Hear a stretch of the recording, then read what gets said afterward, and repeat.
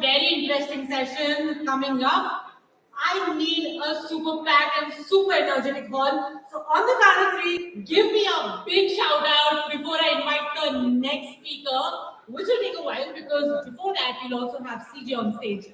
So telling us a little story. So again, can we have a big shout out? 3, 2, 1. Good. खाना खाया, energy आई है. So I hope everybody has also been tweeting, has been putting up stories on your Facebook, on your Instagram, tagging Thai Delhi and using the hashtag TiECon Delhi 2023. Has everybody been doing that? How many of you put your stories out already out there? I need a show of hands to know here there is some action happening on your social media accounts. Yeah, there's more to happen. So keep at it. And with that, let me also start by thanking our sponsors again. And before we have our next speaker on, let me announce a big thank you to our ecosystem enabler Google for their support.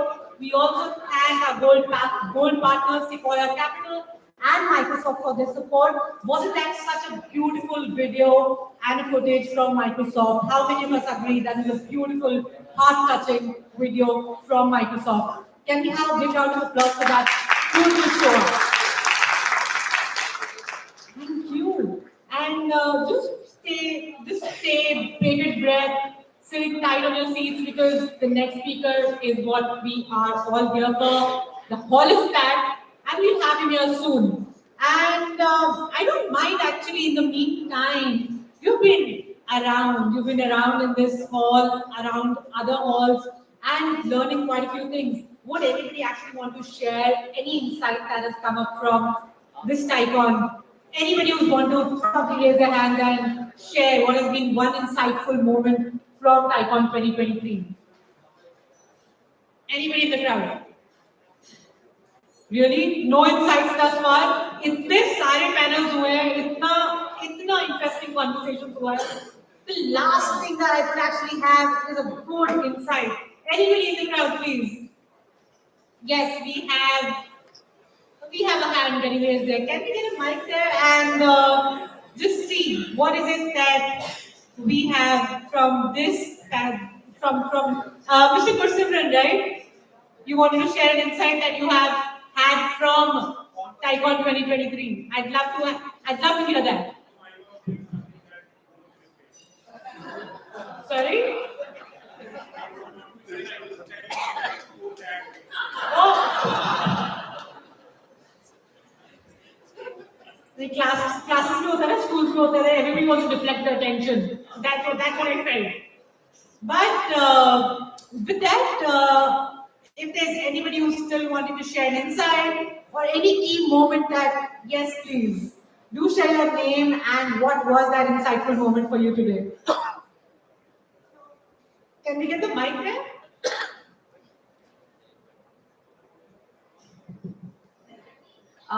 This is Sabha here. I represent Leadership Fabrics. It's an exec search firm. And one very important insight which came to me was, and I've seen this in the corporate side, but I saw it resonate in some of the speaker panels that we have today. Right? And this is about women entrepreneurs. And there are two elements which I have always felt have been hurdles for women. One is the imposter syndrome. They undersell themselves, and also what Ravi and Apurva spoke, right? That they strive too much for perfection and so on and so forth, right? So that is one big element. And the other element which I have always felt is uneasy relationship with money.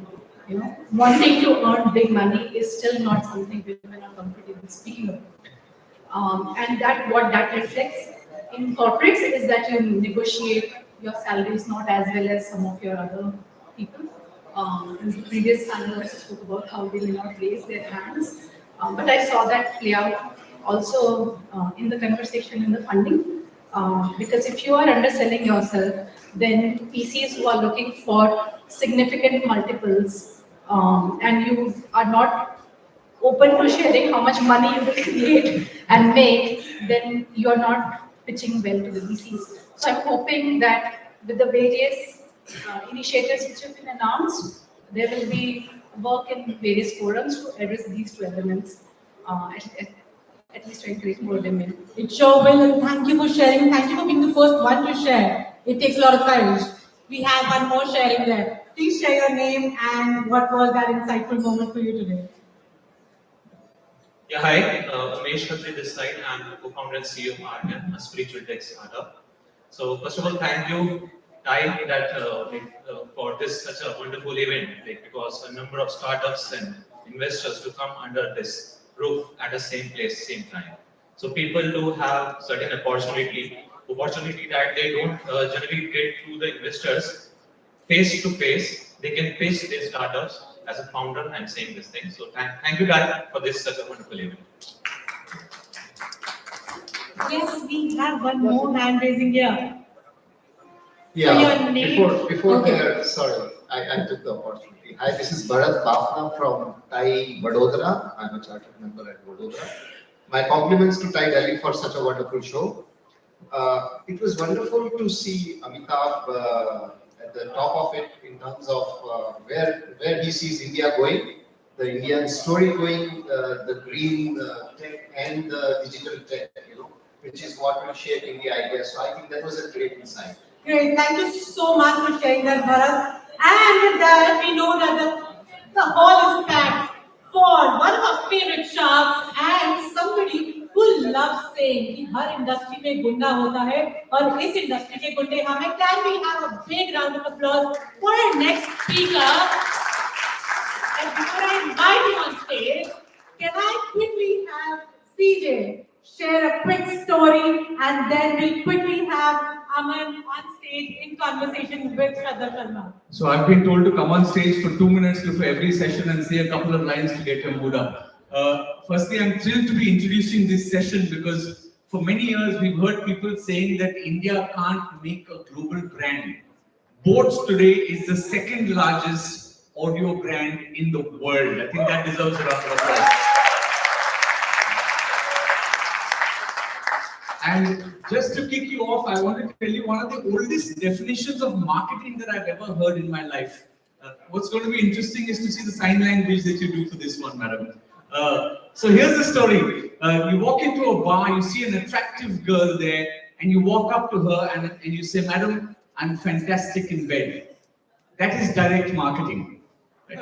You walk into a bar, you see a gorgeous girl at the bar, your friend walks up to her and says, "You know what, my friend there? He's fantastic in bed." That's advertising. You go to a bar, you see an attractive girl, you get her number, you call her the next day, and you say, "Madam, I'm fantastic in bed." That's telemarketing. Last one. You walk into a bar, you see an attractive girl, she walks up to you and said, "I believe you're fantastic in bed." That, ladies and gentlemen, is brand recognition. Let's give that applause going for the second largest audio brand in the world and welcome our fantastic host and speaker, Shraddha and Aman.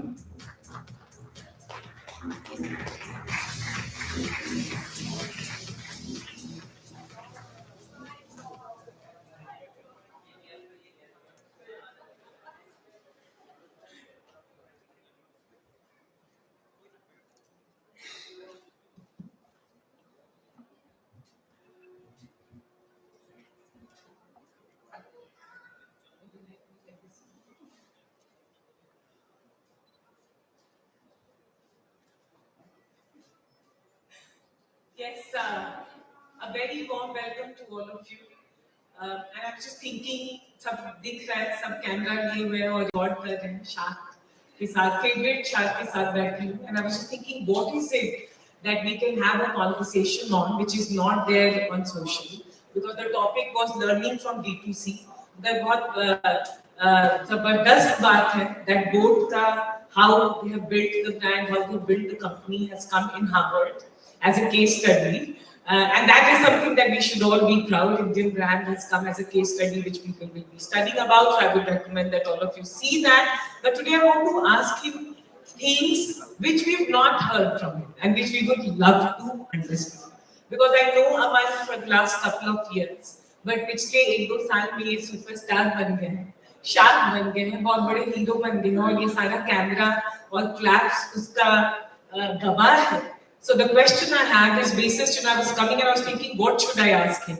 So there is this quote, and this is for all of us, all of you in this room, and in particular for him, which is, every life is an unprecedented experiment.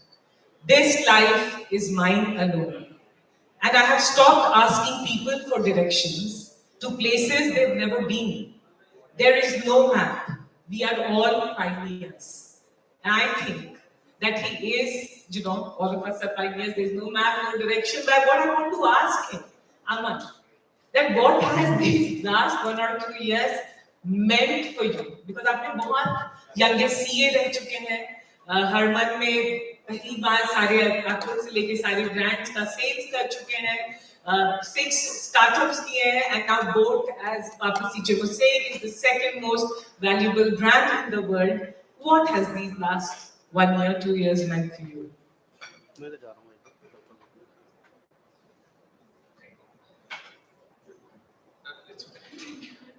So first, that quote was not mine. It took me time to also understand what the quote meant. But before starting to your question, Shraddha, I'm very happy to be here at this conference for a reason that this has happened after a few years. I think पहले Covid के 2-3 साल तक कोई नहीं थी. तो मैं इससे पहले ना I used to sit there, right, and always dream. And 3 years back also, if you check the TiE records, I used to always sit on this side. And मतलब वो एक आंखों में ना उम्मीद होती थी यार किसी दिन मुझे भी TiE वाले बुलाएंगे, right? So I'm very happy to be here first. And I hope I hope that all of you or some of you who also have that dream that you can also come here in 3 years to answer that question, right? In 2 to 3 years, the life has changed. That people from that side can also come this side, and people can that's not a problem, and it's easy to be done, and it can be done. So life has changed a lot in last 2-3 years. Professionally, personally, and things are not the same. In our company, it has touchwood grown well. We've tried to make it more professionally run. In terms of my life also, with Shark Tank, things aren't the same anymore, right? I would be lying if I say I don't like it, right? I love it, to be frank. And there was one time when I started. Some people crave about it. अरे यार बहुत मुश्किल है. I don't like this limelight. I don't like this. So I was talking to बादशाह ने बोला तो एक काम कर. अगली बार मत जा फिर ऐसे करने के लिए. So सब कुछ खत्म हो जाएगा. तो फिर एकदम से रियलाइज करने नहीं यार मुझे अच्छा लग रहा है. मुझे जाना है. So it's been a good roller coaster ride, and God has been kind. Aman, I have to ask you this question. You've been this guy, like, when I interacted with you first time, आप बहुत ही मतलब लगता है हम जैसे हैं, normal है, चाहे इस सीट पे हो और उस सीट पे हो. You represent one of us, and just mentally, क्योंकि हम वहाँ पे नहीं हैं. Right now, where you are, we are not there. Many of us are not there. Mentally, क्या कुछ बदलता है in terms of as an entrepreneur, are you processing things differently? Are you doing things differently? Because जहाँ पे है उससे मुझे लगता है, because of the attention and so much of attention, there also comes a little bit of एक डर, that if things go wrong, then it massively can go wrong, right? Because things are going so right for you. No, that's a good question, and we've seen how, unfortunately, Ashneer's case was also one of the victims of being famous is also there. That if he had not been on Shark Tank, his case would not have got so much popularity. He would not have got so much media attention, right? It is both sides, and I am for sure, I can feel it that someday, and every day I'm worried about it, that someday I might, in fact, when there are so many cameras around me right now, right? There are mics around me. Someday, somewhere, and I have Arun, my PR guy, और मैं ना बड़ा मुफ्त type का बंदा हूँ, तो मुझे भी डर लगता है कभी-कभी मैं कुछ ऐसा ना बोल दूँ, ठीक है, जो फिर बॉम्बार्ड हो जाएगा, राइट? और इंटेंशन कोई भी हो, वो क्लिपिंग कहीं से आके कुछ डाल देंगे, तो ये यार वो फटती है पूरी अच्छे वर्ड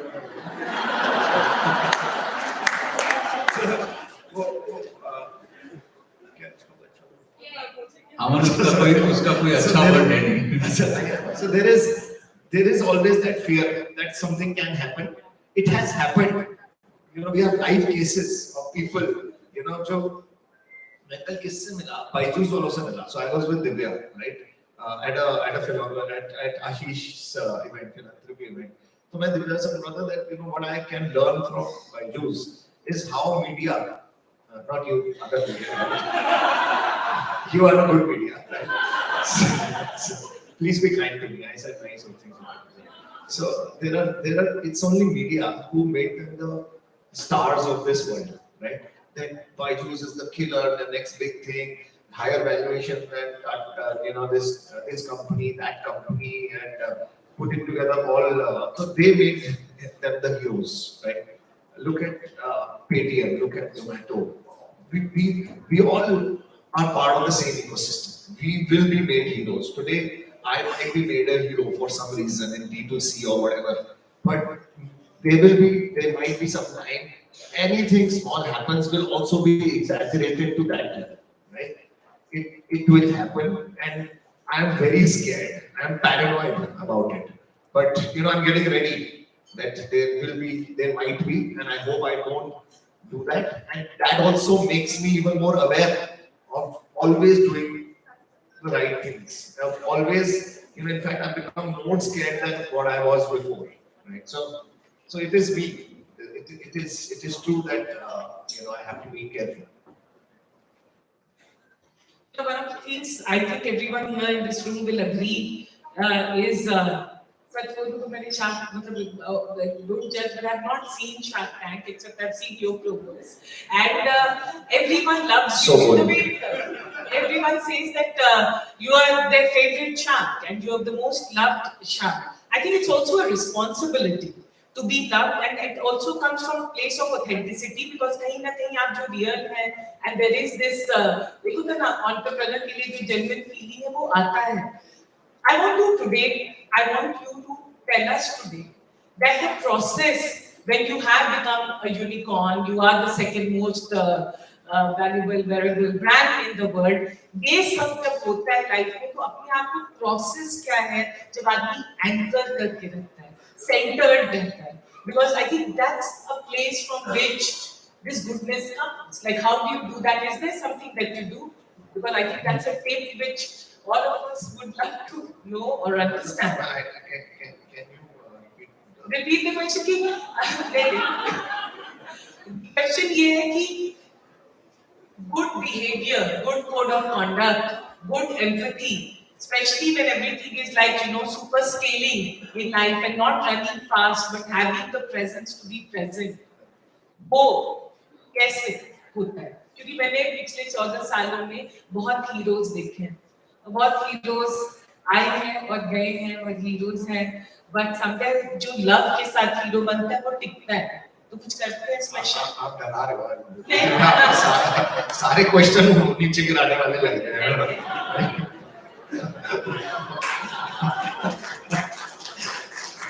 मुझे तो डर लग रहा है. अब कौन सी रिपोर्ट आने वाली है योर स्टोरी हमारे को. But I'm good media and I like you. So and I want that thing about you to come out. That authenticity. You're your story. You're not Ken. So please be polite, nice to us, right? So no, so for first when you said favorite shark and all that, I'll tell you a small story on this, right? So when Anupam and I were together somewhere, and I said, यार मुझे mail आई है, मैंने उनको थोड़ा सा मेरे अंदर वो दिल्ली वो क्या बोलते हैं उसको थोड़ा चलो यार एकदम नहीं समझ रहा, फिर से वही राइट वर्ड्स नहीं आ रहा है, बट अनुपम और मैं खड़े थे, ठीक है, तो अनुपम को मेरे पास एक मेल आई, ठीक है, एक कॉलेज से, उसने कहा था, हाय अमन, you are my favorite shark and we would like to invite you to this college and you are amazing and please do this. तो अनुपम को मैंने दिखाया, देख मैं हूँ फेवरेट, राइट? तो उसने कहा अबे रुक जा, इससे सेम मेल मुझे कल आई है. So there is nothing like that. I would say that every event depends on who is there at what time, right? So for the second part of your question, which is actually the question that why how do I stay normal and how do I stay?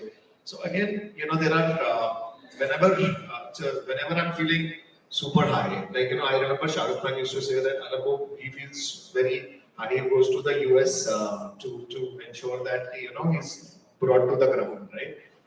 मेरे office में मैं office चले जाता हूँ तो office we work with a lot of young guys, right? Our average age is 24 25, right? So these guys are very different, and when you go to your वो कहते हैं ना घर की मुर्गी दाल बराबर types, right? या ऑफिस चले जाऊँ या फिर मैं घर चले जाऊँ, मैं मेरी वाइफ हो या मेरे पेरेंट्स हो, तो I keep telling them, and in fact I tell that to my friends also and people who love me, जहाँ तुम्हें थोड़ा सा लगे और तो मेरे अंदर नहीं आया, but you never know because people say that people change, right? And people now judge me even before I have not changed, right? मेरे को अगर मैं किसी का पहले मैं वैसे ही फोन नहीं उठाता, ठीक है, नहीं उठाता, नॉर्मली नहीं उठाता क्योंकि मेरे को इरिटेशन होती है तो फोन देख देख के, तो मैं साइलेंट करके उल्टा करके रखता हूँ नॉर्मली ना उठाऊं. लेकिन अब अगर मैं किसी का फोन ना उठाऊं तो पहली चीज आती है वो बड़ा आदमी बन गया. अगर मैं अब किसी का फोन ना उठाऊं तो अरे देखा तू बदल रहा है, राइट, तू एरोगेंट हो रहा है. तो अब तो मेरे को पहले I have to prove to the other person that I am the same old me before I can start answering the question, right? And frankly speaking, there is somebody who a private banker I met, right? And when you start getting money, a lot of private bankers start coming, right? So I met a private banker who came to me and said, मैंने बोला sir इसको, and मैं लोगों से पूछता रहता हूँ, मैं सीखता रहता हूँ, right? I meet somebody, I can learn anything from anyone, I love it. So I was just asking him कि सर ये बताओ, आप तो इतने सारे लोगों को मिलते हो, इतने बड़े लोगों को मिलते हो, इस चीज को मैं कैसे संभालूं कि अब लोगों को अगर मैं genuinely नहीं आ सकता, फिर भी लोग मुझे जज करते हैं. कहते तो कुछ भी कर ले, लोग तुझे जज करेंगे, राइट? अगर तू बोलेगा ना कि अरे मैं सेम हूं, मैं नहीं बदला, फिर भी वो तेरे को उस आंखों से देखेंगे और वेट करेंगे कि उस लाइन की जो तूने बोल दी गलती से, और बोलेंगे देख मैं कह रहा था ना, जज कर रहा हूं, ठीक है? तो अब कोई बोलता है ना तो बड़ा आदमी हो गया, मतलब हाँ हो गया, अब हूं तो हूं, right? So I started, if people push me too much on that side, I said yeah, I'm like this, I have changed. Think whatever, because I can't help, I can't change your thinking towards me. If people who know me from before Shark Tank, after Shark Tank, I have been like this and I don't want to change. And if anybody who care about me, people around me, I tell them that if you see an iota of change happening in me, please stop me and guide me, right? So I take advice from people who love me rather than the whole world. I want to ask, and I'm sure there's just to get a sense, how many entrepreneurs are there in this room? Just raise your hand. Mostly. One of the things that Boat has done very successfully, if I may say so as an outsider, that they launched in 2016, and what we've read is that they got a professional CEO, and you got someone from Godrej, now the chairman. कल ही परसों news आया है, news Google search करके, that's the first thing that comes. And your co-founder is now the CEO. So there have been some transitioning, some changes, but the decision to get a professional CEO was there very early on, where we in India, in the Indian entrepreneurship ecosystem, are still judging founders want to remain in the hot operating scene. Can you take us through that decision? Yeah. So I'll take you to the first decision before the second decision. So entrepreneurs, yes, I have seen a lot of entrepreneurs who say that they want to do everything, right? They want to run the show, they want to run the ship. But it's not something which Samir and I actually, we love doing what we do. And if you look at our brand tagline also, it's called "Do What Floats Your Boat." And this is something which I have believed in my life, right? I was a chartered accountant. I am a chartered accountant, but I hate finance as a subject. I can't, I feel like that I can't, I don't get it. I did it just because, my dad wanted me to be a CA. So वो खुद नहीं बन पाए तो मैंने बोला मेरा बेटे को मैं सीए बनूंगा, राइट? क्योंकि मेरे ताऊजी, दादा, चाचा सब सीए थे। तो पापा ने बोला नहीं तू कर, मैं पढ़ता रहता था और मैं पढ़ गया सीए कर लिया और मैंने डैड को बोला मुझे नहीं करनी सीए, राइट? तो I gave it, so that was the last time I actually thought I'll do anything in finance. So I have done in my life what I love doing, right? I love gadgets. So I started a company out of gadgets. And when we were starting off, in this, I used to meet a lot of VCs, right? And VCs are supposed to be, are there any VCs in this room? Okay. VCs are supposed to be know-it-all group, right? That they are the best, they know everything, right? And they had written off even before we started, right? I used to go to VCs and they used to say, they used to say, यहाँ पे ना मेरे हाथ में लगा हुआ था, मेरा बाप Micromax है, right? So I was written off before I was born.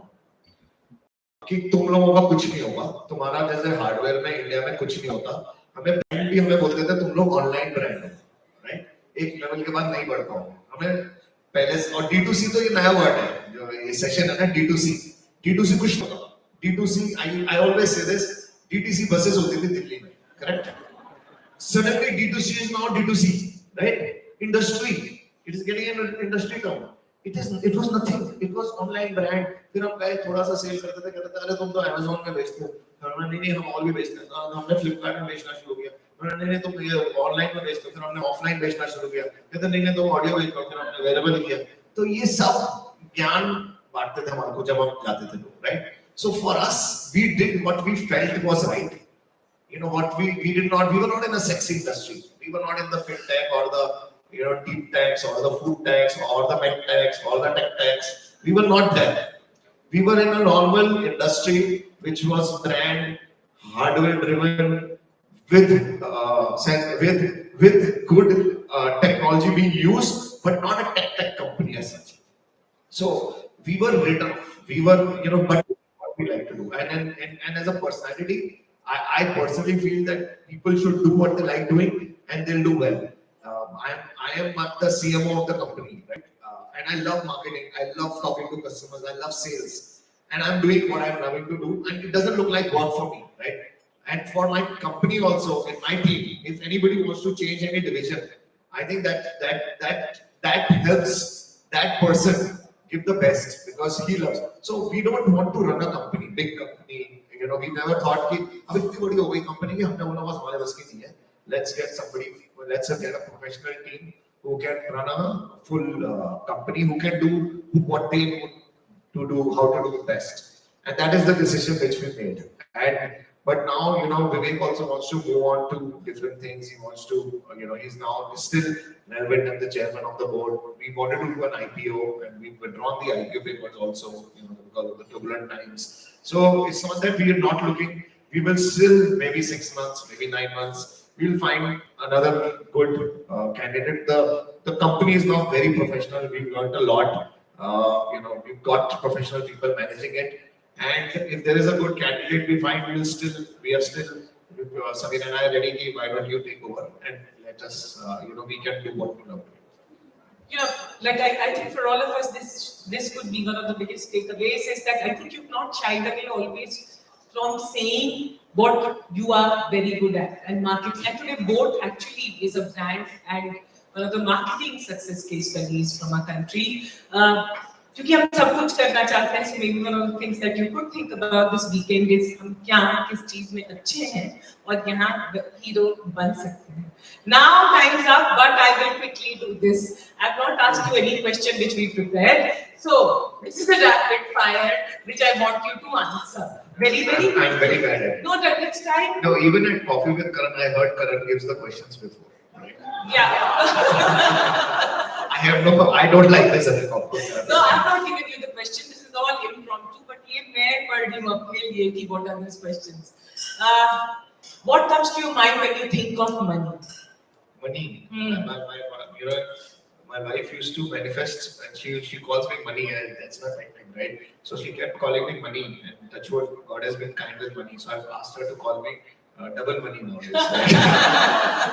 What's our money? What's your favorite D2C brand?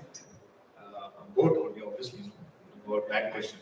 Wait, besides both. Besides boat,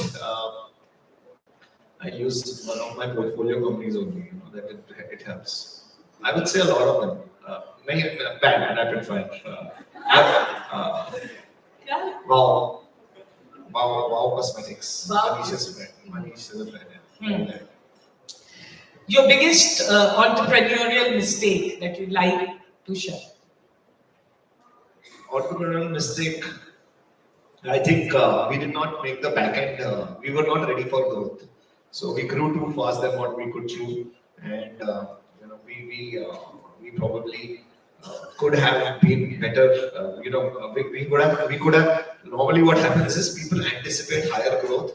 They make big fat companies, and then the growth doesn't come. Right? No, I'm not taking any names. Or should I? No. So for us, we did not make the company as big as the growth happened, and then we realized that boss, itna kuch hai karne ko ki, there are no people in the company, so we should have hired better before, and we should have made the company, maybe it would have been for less profitability, but we were little kya bolte hain na, so I don't know whether it is good or bad to say that we were we were too much focused on profitability, which is good, but it was in hindsight also bad, that we should have focused a bit on building systems and structures, and then grew, because then the back end would have been able to take the growth. So that's one of the mistakes, I would say. Amal, what, if you had to say from your journey, what has leadership meant to you?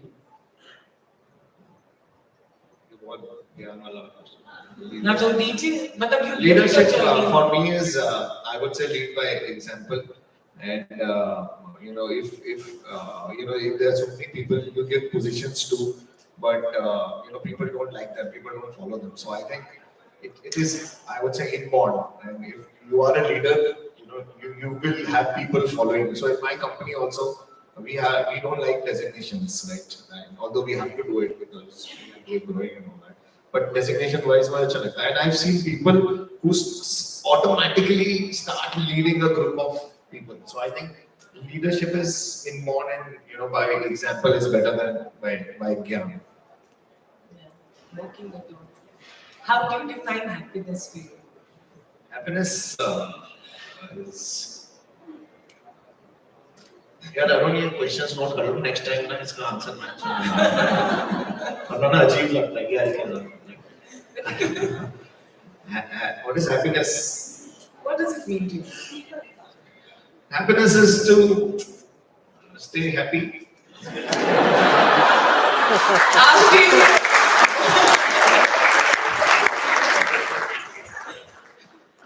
Okay, let me not dig further. Stay happy कैसे रहे आदमी, क्योंकि हम लोग जहाँ हंस के ताली बजा के जाएंगे तो फिर अपने रियल जिंदगी में हैप्पीनेस कैसे हर दिन अरे वो एक वो कल होना हो देखिए आपने? हाँ। तो उसमें एक डायलॉग होता है, वो लास्ट वो बोलता है, शाहरुख खान बोलता है कुछ ऐसा डायलॉग होता है कि हंसो जियो मुस्कुराओ क्या पता कल होना हो. So I believe in that. You never know what can happen tomorrow. Just have fun, enjoy life. Don't be too serious. Don't take yourself too seriously. Just stay happy. And one thing which most entrepreneurs and all of us professionally don't do, I want to ask you, you look fitter, all your photo London mein khichwa, Twitter pe dekh you, very good photos. What do you do for your fitness? What do you do? I don't breathe when I'm taking pictures. Suck it in like full time. इसने ले ली हो, 2 minute जल्दी बीच. But I don't do shit about fitness. I have to do it. It's not good to say this, but I have to start wearing my watch seriously. Not marketing it, but I have to start doing something for fitness. अभी तो if I you know I have to if जैसे मैं shoot शुरू होने वाला था उससे 2 महीने पहले रोटी खाना बंद कर देता हूँ, खाली चिकन खाता रहता हूँ, प्रोटीन आता रहता है. But I have to do some exercise. I have to stop my butter chickens. I have to do something for fitness. I'm the wrong person. Don't look at me. If we had to see you again next year on this stage and say that where do you see both and where will we see both and what are the few things that we will see from both, what would you say? So next year, please call me again. I don't mind. I would say for next year, we did audio very well for last 4 or 5 years, and now we are getting into wearables. We are investing a lot. This year, we've invested huge in the wearable space, and that is exploding.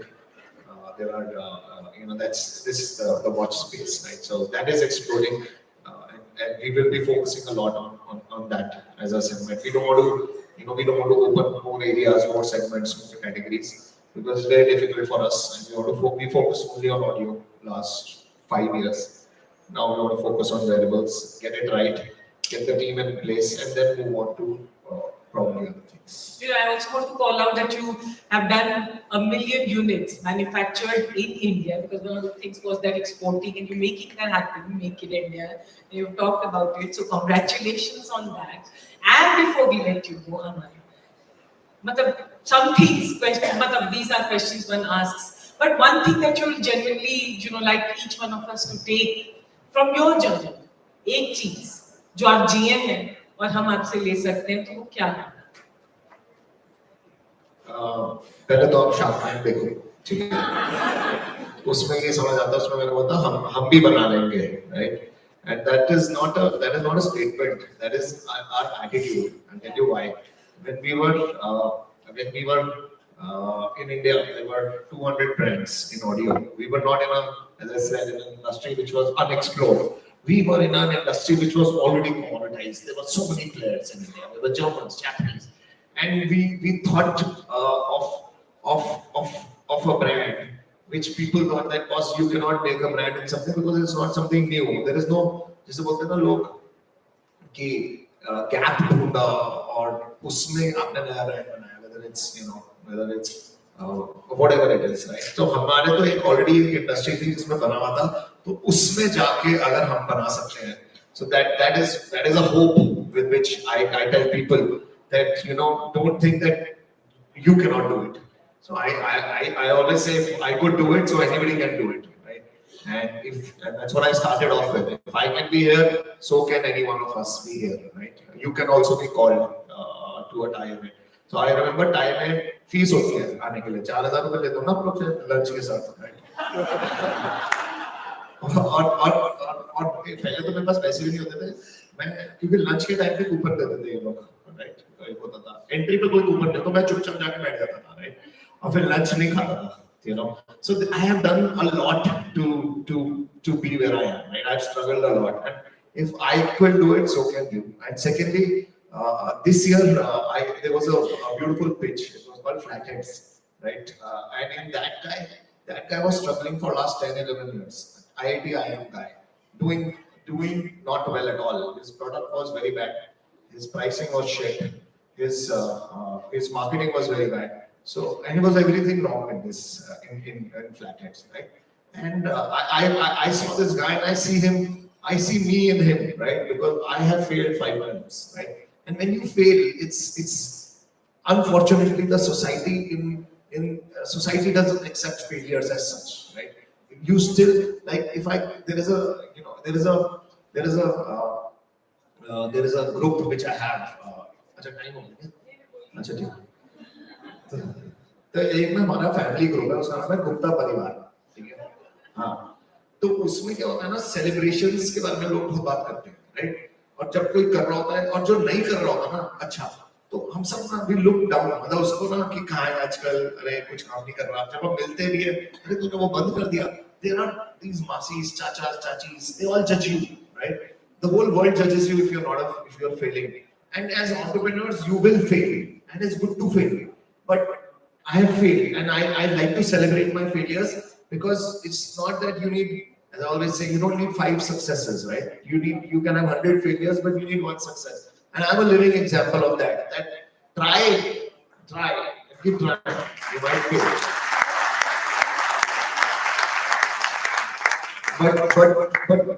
But do not stop trying, and keep trying, and you will one day, hopefully, inshallah, make it. You know, no words needed. No words needed. मतलब एक चीज तो बनता है कि अच्छे से ताली बजाते हैं दिल्ली में, बहुत दिल से बोला, ऑथेंटिक बोला, हमारा अपना राष्ट्रगान हमारा हिस्सा. Thank you so much. Yes, we can keep this round of applause going for this super candid and super explosive session with the fireside to literally set the floor with fire here. Thank you so much, Aman. Thank you so much, Shraddha. CJ, there's something that you would like to say. No, I was just paying a lot of attention to what Aman was saying, and then he reminded me of how he said, कि D2C कुछ होता नहीं था, and how he's built it from zero. I remember I did 700 comedy shows in the UK before I moved back to India. And when I came back, I met an aunt of mine, and she said, "Beta, तुम क्या करते हो?" I said, "Auntie, मैं comedian हूँ, मैं joke सुनाती हूँ, मैं joke सुनाता हूँ." She said, "Beta, joke तो मैं भी सुनाती हूँ, तुम काम क्या करते हो?" But there's a wonderful story. I was listening to Aman's. ये तो उसे पूरी बिस्तर में ले जाना पड़ेगा. I think they want to check fitness guys.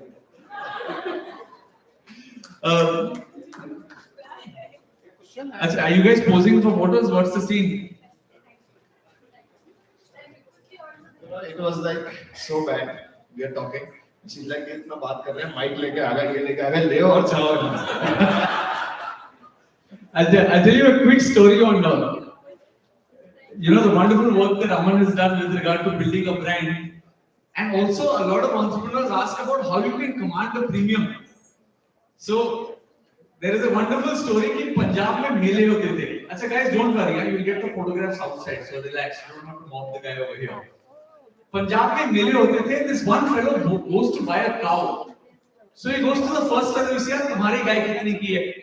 बोलते हैं, देख, मेरी गाय रोज 5 लीटर दूध देती है, हल भी चलाती है, इसके 5,000 रुपए. Goes to the next fellow, यार तुम्हारी गाय कितने की है? बोलते हैं, मेरी गाय रोज 10 लीटर दूध देती है, हल भी चलाती है, उसने 2 बछड़े दिए और भी देगी, इसके 10,000. Goes to the third fellow, he says, तुम्हारी गाय? बोलते हैं, देखो भाई, मेरी गाय दूध नहीं देती, हल नहीं चलाती और बैल के तो पास आने नहीं देती.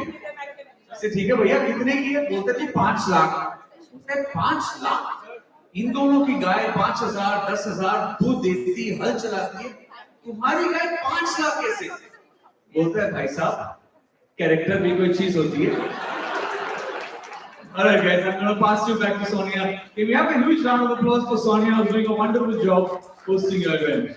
Thank you, CJ. So we'll be very quick and transition into the next panel. So before we do that, can we have these photos being taken maybe a little outside the hall? That will be very helpful for us to facilitate the next section. Also, by the way, for everybody who's looking at understanding the future of mobility, there will be a parallel session running in the Royal Room, which is just right opposite the registration desk. If you do not find it, go with the registration desk, ask them about future of mobility is happening there. That's why my kid doesn't get involved. And as soon as we settle, we will be in a position to get our next session going. I'll see you next week, no? Please can you move forward? It's live stream. Let me in the meantime invite the panel on stage. So the session that we have बोला कर on भाई, video कोई block कर रहा है, conferencing उनको हटने के लिए बोला करा. interestingly today morning started with a great second of tour by Sri Chakradri.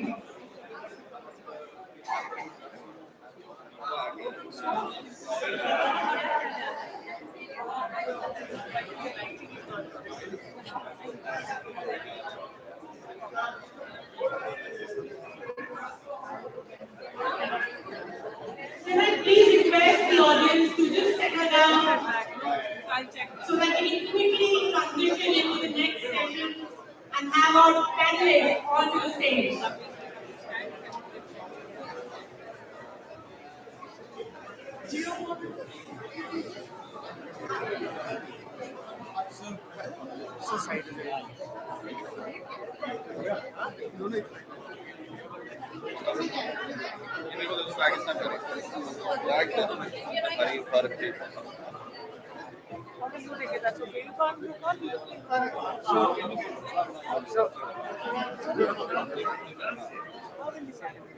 Yeah, sure, sure.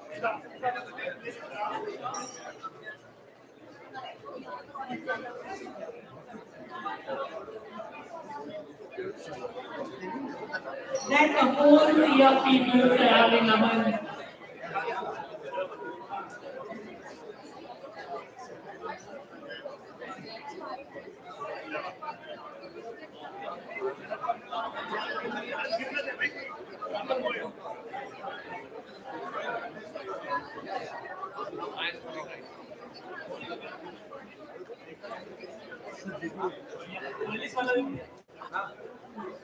This is this With Manish. This responsibility. Let me, in the meantime, give a big shout out to our online networking partners, Coffee Club, and our peer partners, TiECon, for the support.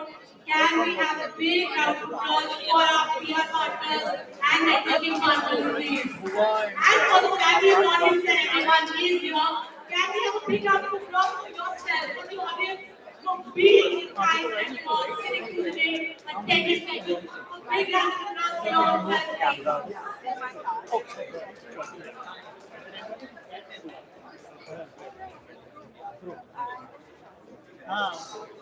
So now that we are nearing to setting the page, we're going to start with the next session. So the next session on geopolitics and new opportunities, led by TiECon Delhi-NCR session, which is powered by Deloitte. I would like to invite Arvind Kumar, Director General, XCPI, Sukhdeep Natarajan, Company Private Automotive Company, Sparks of Corporation, partner Deloitte, and Mr. Pradeep Gupta, Chairman and Managing Director, Cyber Media Group. Please come on stage and can we have a big round of applause for our panelists getting the session going on geopolitics and new opportunities. Big round of applause, please.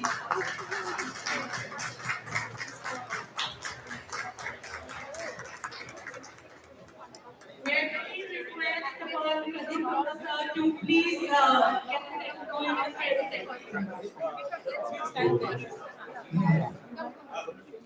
I'm just waiting for Aman to descend to the house after Aman has left.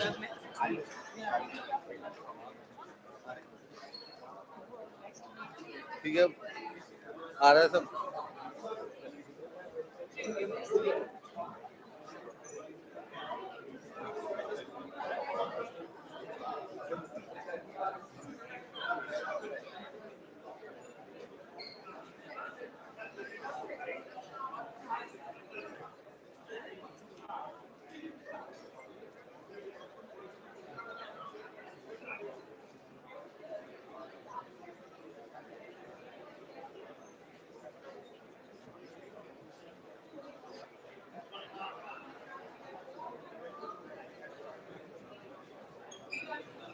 Okay, it's a real privilege for me today to be doing this particular session because this is the C.K. Prahlad Memorial session.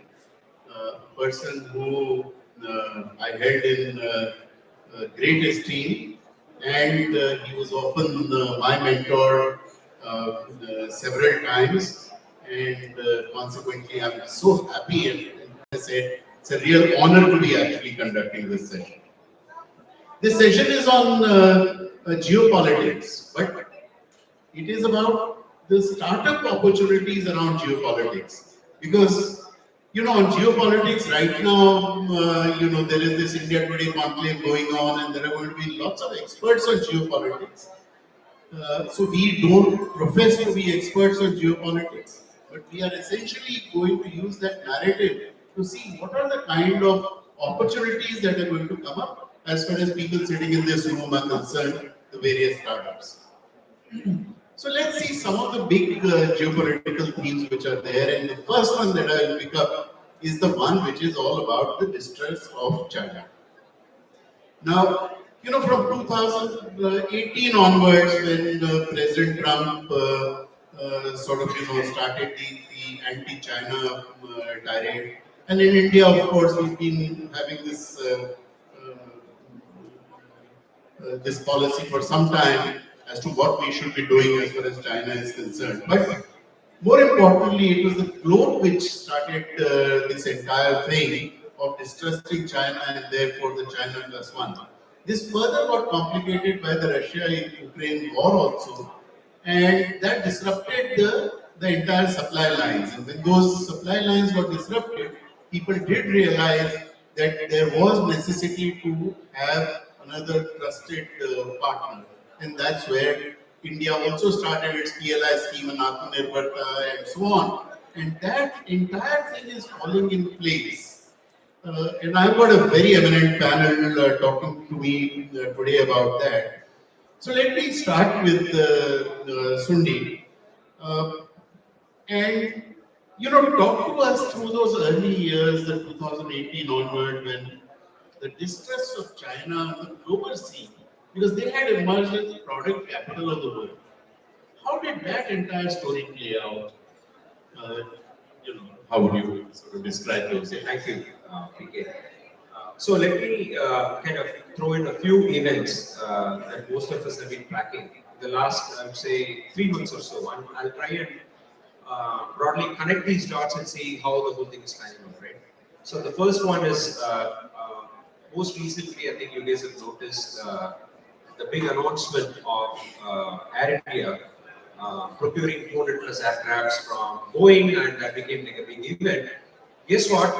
President Biden makes a White House press release, not just talking about what the deal is about, what the $1 billion, but then the underlying details there is creating 1 million US jobs. That's the underlying thing, right? So that's one event. Okay. Let's then look into another event that happened where a few weeks or maybe just under a week, we announced that India picked up a big reserve of lithium, right, which is core to the next gen of whatever you're looking at, battery manufacturing and everything, and there are huge reserves in Jammu and Kashmir. And along those lines, we also had the US Secretary of Treasury, Ellen, come in and comment about how she's seeing and very, very openly talking about the concept of French shoring. And we, for most of you who don't know what French shoring, it's basically the next avatar of, we started with offshoring, then we went to nearshoring, and now French shoring is basically working with partners or friends and creating supply chains here. So you put all these events together, and one big event that recently got announced was the announcement of the US ambassador to India, which was unfilled for the last several years because of COVID, because of whatever reason. But then that comes at a very strategic time. And so looking at all these kinds of things, I would look at the whole picture as twofold. One is what kind of opportunities are there in the US potentially for India and Indian innovation to take place, and we'll deep dive into it. And the second set of opportunity is opportunity in India, which US is eyeing because they're looking at millions of BPR, especially what I call as urbanization. And if most of you have not realized, the urban, the growth in which India is creating urban cities. Imagine creating a city as big as Los Angeles every month going forward for the next so many years is the kind of urbanization that's happening. So, the India-US axis, we'll just talk about it in a minute, but you mentioned about French shoring. And, there is this trust. And India has emerged as a very trusted partner globally.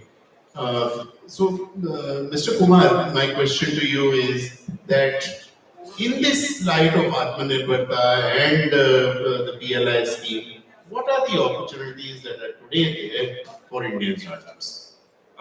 Thank you, Pradeep ji. You know that, as you said, there is a China plus one strategy, right? So India wants to capitalize that very China plus one strategy. And now you see from last 10 years, we are boosting electronics manufacturing like anything. And we have actually electronics manufacturing suffered a lot in this country due to very easy, you say, custom policies and all, import policies and all. Now we have for Atmanirbhar Bharat, we have multiple schemes which is coming from Ministry of Electronics and Information Technology, like PLI scheme, where we are giving 4 to 6% of its incentive for sales, incremental sales. Similarly, we have now DLI scheme. We have launched a program called TiECon, which is of around 10 billion US dollars, and wherein central government is providing 50% of the support, 20% are coming from some states also. So I think there is a big plan where you can get 70% of the incentive for creating semicon industry, for creating fab labs, for DLI. Because now government is very clear that manufacturing is the thing which has been left out by any means now. It has to be boosted. And now the results are there. Now we are producing around 30 crores mobile phone, and which is around our 97% of consumption in India is coming from our own production. If you see 5 years back before PLI scheme, 92-93% we are importing. So these schemes not only we have launched the scheme, these schemes are working and they are giving the results. Great. So the future story is not just around services around which the startup story so far has been built, but a lot of this is going to be around manufacturing as well. So thanks for giving that fresh perspective to where the opportunities are going to be. Goldie, so we are talking about cross-border trade and so on. So what sort of regulatory framework do you think startups should be conscious about? I mean, there are hundreds of them, but very broadly speaking, what are some of the things that people should be conscious of when they are starting on this journey? Thank you. So I think, let me contextualize this, right? We had 80 plus startups being registered every day last year. We have approximately more than 80,000 startups registered with TPWIT. Right? That's a significant number, coming from what, 400, 450 in 2016. Certainly there's something which is working well, right, in that context. And I'll break this into two buckets. One is on tax, the other is on regulations. So from a tax standpoint, I think the government has already given some benefits to startups. There is a 3-year 100% tax holiday. When you incur losses, you don't lose losses over a defined period of time, provided the same shareholders remain and within the company. And there is one specific tax which is called as angel tax. It basically means that when an investor is investing money into an Indian company and that investment is in excess of the fair market value, then whatever is the additional amount is not taxed in the hands of the Indian company. And this provision only applies to startups and not to other companies. But recently in the last budget, 23 budget, the government has changed this law to even bring in the foreign investors into this law. Meaning that if a foreign investor is putting money in an Indian startup and the amount is in excess of the fair market value, that gets taxed in the hands of an Indian startup. In my view, I think the government will listen to all the aspects which have been spoken about on this part, because this change can have if this is sort of taken back to what it was earlier, it certainly help the startup ecosystem. From a regulatory standpoint, I think there are multiple things which have happened. So we have a credit guarantee scheme, we have a seed funding scheme, we have a fast track mechanism for patents. We have a much simpler compliance mechanism. And even last year, the outbound regulations under the Foreign Exchange Management Act was amended to allow startups to have, two tiers special purpose vehicles overseas. You appreciate that most startups have companies in India, have companies in the US, in Singapore, so on and so forth. And most of these structures were set up, as startups were growing, right? So I think the government has listened to the request from the startups and has changed policies in the period of time. I think having said that, there are still, much more which needs to be done. I think the fact is that there is a significant ease of doing business, and this can continue. Okay, so we have 10 more minutes left. And so let me talk about the next big geopolitical change which is taking place right now. One is, as you said, the Indo-US axis, this friends, the summer as far as the relationship between the two countries are concerned, and therefore global opportunities. The other one is the India-China border issue. Okay, and because of that particular border issue, once again, we are mobilizing our army and so on, and therefore, are there opportunities in defense and in the other areas that are going to emerge in that? So, to discuss both these areas, I would start with Mr. Arvind Kumar first.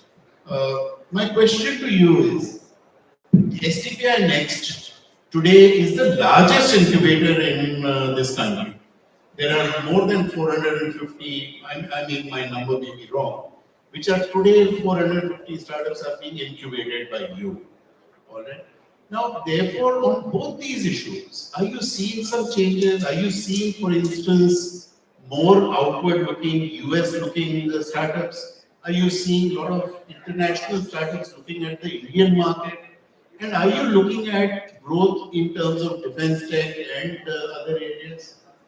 Right. So, as you said, we have largest, at least horizontal ecosystem, startup ecosystem in this country. They have multiple schemes. One scheme is called Center for Entrepreneurship. So we have opened around 25 Center for Entrepreneurship across the country. And those are very domain specific. Like if you want to work in fintech, we have FinView at Chennai. If somebody wants to work in automobiles, we have Motion at Pune. If somebody wants to work on blockchain, we have Center for Entrepreneurship at Gurgaon. It's called Blockchain. And we also have a scheme is called Next Generation Incubation Scheme, wherein we provide 25 lakh rupees as a seed fund to each startup. So there are multiple schemes which is being run by STPI through STPI Next. Now, when it comes to your this question, actually there are two basic problems when it comes to startup. One is to get the right problem statement. This is one problem. Now, there are a lot of angel funds. Manager has been interested. So, funds is not that much issue now in the startup ecosystem in this country. There are two basic issues. One is to get the right problem statement, and second is to get the market access. So now we are doing a lot of collaboration with industry to get the right problem statement. We are also interacting with banks. We are interacting with public sector units. They are providing, like we have created one startup ecosystem in Vizag, which is along with RINL. So they have given a lot of problem statement for Industry 4.0 perspective. Similarly, we are getting a number of problem statement. Next is how to get the market access. So what we have done, we have done a competition type of the thing, hackathon type of the thing, for all over the country. And we have selected 33 startups out of this, and we have taken them to US. So last week that program was there, and those 33 startups has pitched in before technocrat, before venture capitalist, before angel funding in USA, in San Francisco. And out of them, 8 got that traction. So 8 of them have been selected. 8 startup has got that they will be funded from one of the VCs, global VCs in USA. So there are a lot of attraction, and people sitting in a startup. We have selected only 33 startups. Those who were not selected, they were willing to go to USA. I want to in any case to USA. Just get my visa. So there is a lot of attraction. People want to access the market of USA. from the market access perspective and from the fund perspective. So there are a lot of attraction of the startup for you. Thank you. Yeah, I saw outside here also there is an STPI. There are about 10-12 startups of STPI being showcased there. So great initiatives in terms of taking startups in terms of the go-to-market strategies. Coming to you, Sondi, TiECon DC, you conducted an entire day event, a full day event, talking about this opportunity which is there for startups based upon the India-US access. Talk to me about that. Yeah, sure. So every year in the month of October, we host what we call as the GovCon, which is government contracting. So what most people here don't know the facts is US government, as you know, is the biggest person or the organization that's purchasing in terms of trillions of dollars of procurement. It's both products and services. Guess what? Out of these $1 trillion, they have to, it is mandated by the regulations, they have to spend 38% of that $1 trillion with small businesses. And when I say small, guys, these are businesses up to 30 million in revenues. So that will probably cover a 70-80% of the small businesses or in terms of how it's being defined. And now they've come to a point where they want to embrace innovation. They want to embrace things that are happening in cybersecurity, defense, satellites, drones, all integrated into their go-to-market or their go-to-market solutions and products. And TiECon is facilitating a whole day worth of conference where these companies come in and we help them as an Indian company to flip and set up a Delaware car, set up joint ventures and partnerships with companies like us. We do 100 billion of revenues with the federal government. We have contracts. Like us, there are so many other mid-sized companies that are dying to get these technologies. It could be product, it could be solutions, shrink wrap it and then sell it to the government.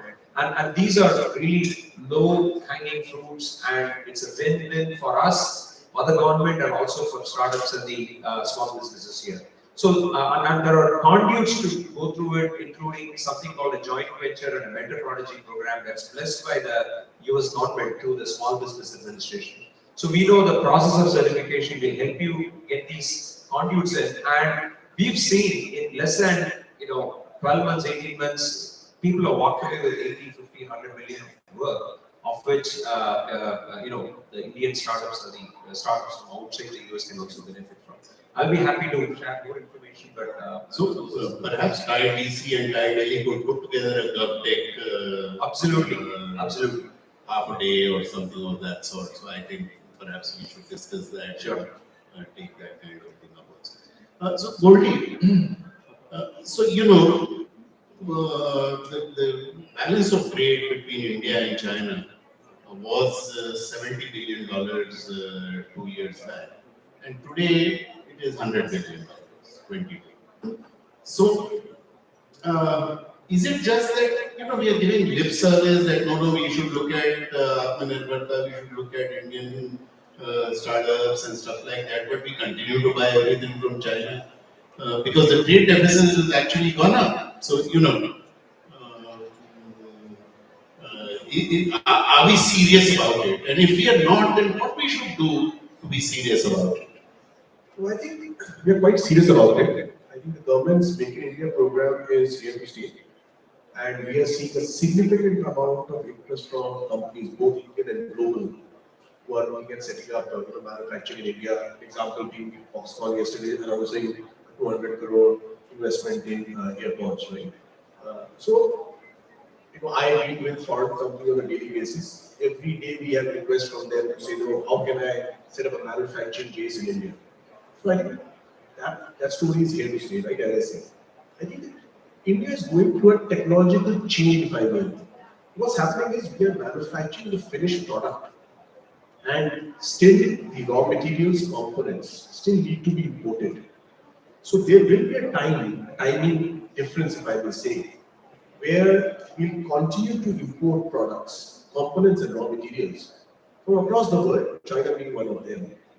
but I think very soon we'll have an ecosystem where the entire value chain will be created in India. And that's where the thought process of the government is, where they want to create the entire ecosystem in India. And once that happens, I think the balance of trade across multiple countries will certainly be in India's favor. So is there also an opportunity around these intermediates? That means the raw materials, that means, the various components and so on? Absolutely is. Absolutely is. Today, as we speak, there are multiple component players. An example is mobile manufacturing. One success story, right? There are multiple component manufacturers within the mobile ecosystem, which are looking at setting up manufacturing base in India. Okay, because typically the Indian startup ecosystem does not look at that entire space at all. So everybody is interested in direct product or services to the consumer, but not really the intermediate space. But what I'm hearing is that there is going to be just to give an example, there as well. There are multiple component manufacturers across the world which are billion-dollar companies by themselves. Okay, yeah. So we almost come to an end of this panel discussion. Some of the takeaways that are obvious from this particular panel discussion is that the bonhomie between India and US and the distrust as far as the Chinese manufacturing is concerned is causing a shift. And this particular shift is creating tremendous amount of opportunities for startups. And these opportunities will emerge in completely new areas that we have not looked at so far. And therefore, it will be important for the startups to start looking at these opportunities. These opportunities, as the panel discussed, are in the area of manufacturing. They are in the area of high technology, defense tech and drones and all of that. It is in GovTech, a lot of things associated with that, as well as we need to be looking at the entire intermediate space, and that is where some of the future opportunities would be coming. With that, I would like to really thank my panel. Thank you very, very much for a very crisp discussion on this very, very important topic. Thank you very much. Thank you so much to our panelists, and with that, we love felicitate you and give you a token of appreciation from the time. Can we have a big round of applause for our panelists, please? Yes, we can keep the applause going.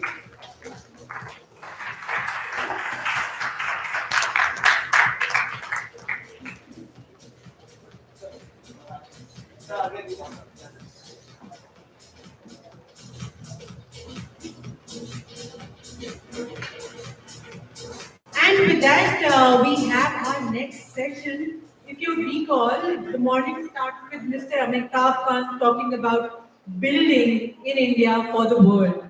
And this is what the next session is about. The next panel is Building in India for the World, powered by Uncle Capital. We would have on stage Agam Khare, founder Absolute.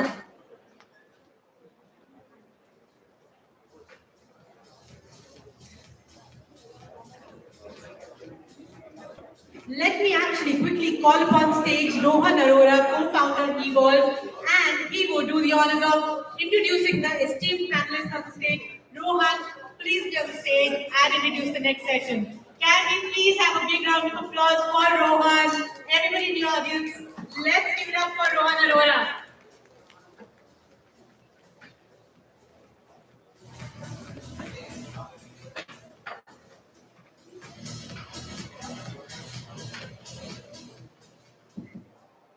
Hi, and thanks for the amazing discussion before this panel.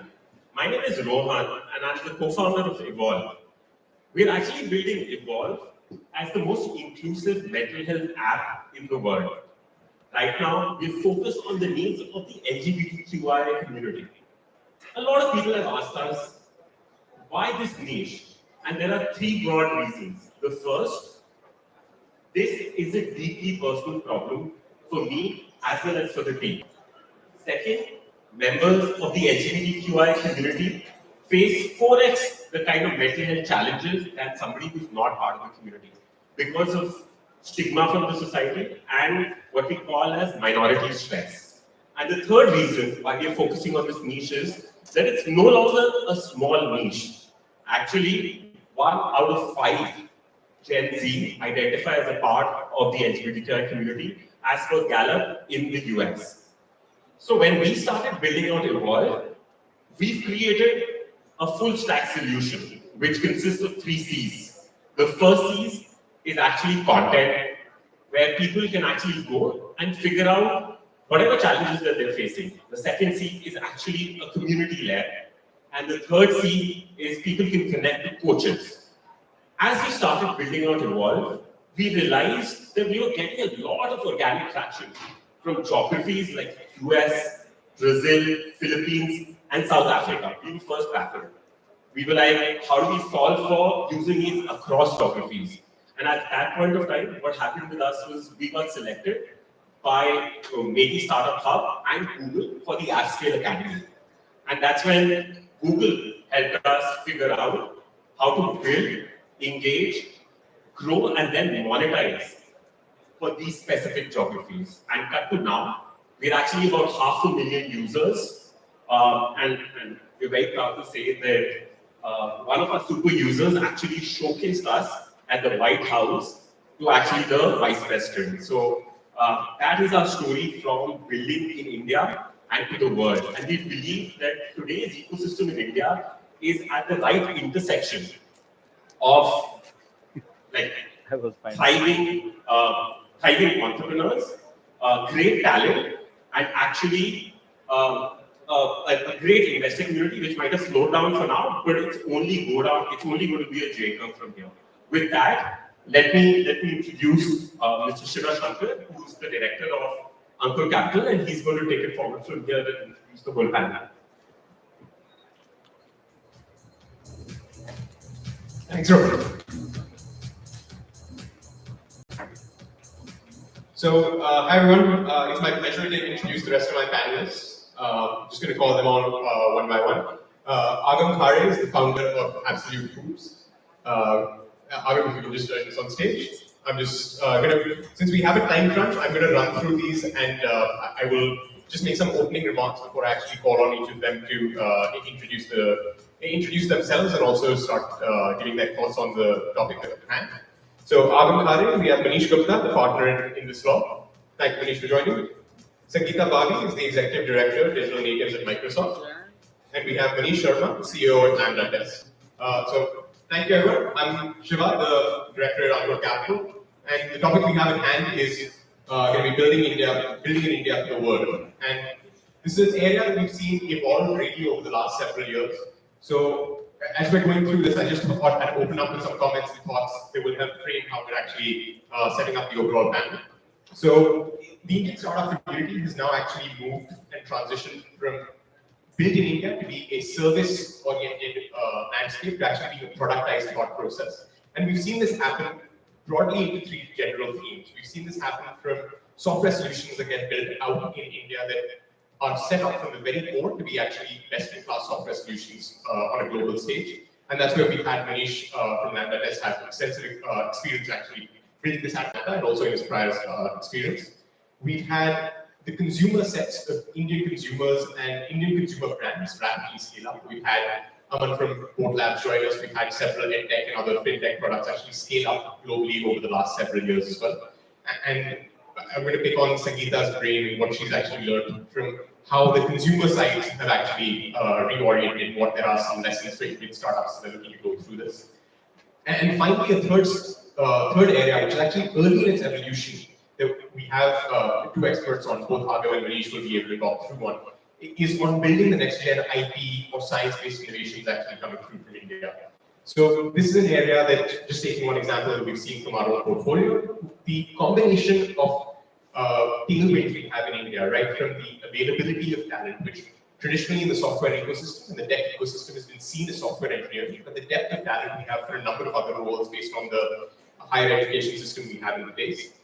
The fact that we are a market which is supportive of actually having a number of other contours and business models being tested out, be it our geographic diversity or population depth. It allows you to actually have a number of these factors built up. And then finally, just the rapid testing you can enable at a cost-effective manner. These tailwinds have allowed, from our own side, a portfolio company of ours, which is called String Bio, which coincidentally was in a panel in another room right now. So I will give you guys some of the key highlights from that. Has allowed an alternate protein startup built in India for around a $3 million capital raise to compete globally for a best-in-class solution, not as a more cost-effective solution, but a best-in-class solution that is built for developing market realities to actually be able to compete with another peer in their market that has raised over $200 million and just be seen as the right solution for several markets that they're actually catering to. So with these being three areas that we've actually had the evolution of the Indian brands, I'm going to now just join the rest of my panelists and actually start taking some of the questions to give you guys a bit more color on each of these topics.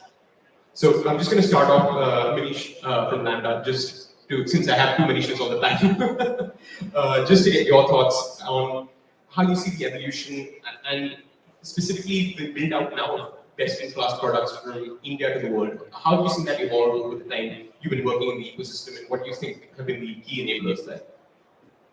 Thanks, Shiva. Good afternoon, everybody. Lovely to be here. I think the question which you asked also points out how old I am. I was thinking about it when I was talking to Shiva. I did my first startup for a software product company in the last century. So those of you out there last century, you can imagine how old I am. I think back then, there were specifically three problems that we dealt with. I like to call it 3Ds. The first one was discovery. We have a software product, but how do we get customers to discover us? We had to go out, pitch in front of customers and get an opportunity. The second problem we used to face back then was distribution. Yes, I've got a software, but I need to still go and deploy it onto a server. And the third problem was also delivery. Like we always needed to have somebody travel to the US, travel to Malaysia, travel to UK to do implementation. I think a lot has happened since then due to technological advancement. But I think what has really set India apart has been the ecosystem. Because if you see, there is a very healthy ecosystem of not just developers. Developers are there, but you have all of these large GSIs which are solving problems in every tech, in every industry, for every type of customer in the world. That is leading people in India to understand what kind of problems to solve. So that's one. Second is we also have large captive centers in India which are truly doing innovation as well. So that's another level of learning that is happening for developers in India. And third is the vibrant ecosystem of startups that we have here. They're also solving problems at scale.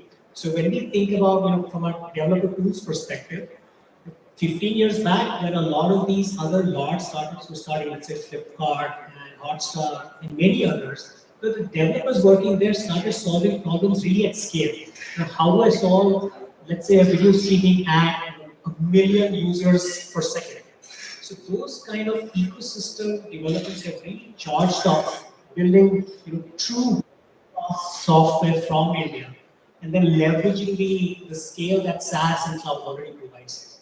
So I think it's a great time to be building products from India. Great, thanks, Manish. So Leela, just to pick on one of the thoughts that Manish flagged, that there are this infrastructure, there's been this change from the developer ecosystem, but as you see it from the consumer side, what do you see as the challenges that consumer startups have faced as they're thinking about the different types of consumer sets that they're facing in international markets? And just to also tie that with the fact that when we look at the domestic market, there's the fragmentation of tier one part of the audiences. Are there some lessons for Indian startups to take as they're thinking about looking at other markets and expanding? Sure. Thanks, Shiva. So, if you look at all the B2C startups that we have, right? What is the one common thematic? We are a populous country, and all the solutions that these B2C startups are trying to solve is a problem of fixing fragmentation and information asymmetry through technology. That's essentially, if I broadly have to look at whether it is a cab ride-hailing service, or whether it is a B2B marketplace or some aggregator marketplace that we are creating. Now, the advantage that we have sitting here in India is one of the most populous country. We have tech talent. We are a booming startup ecosystem. Just replicating this in other markets similar to India.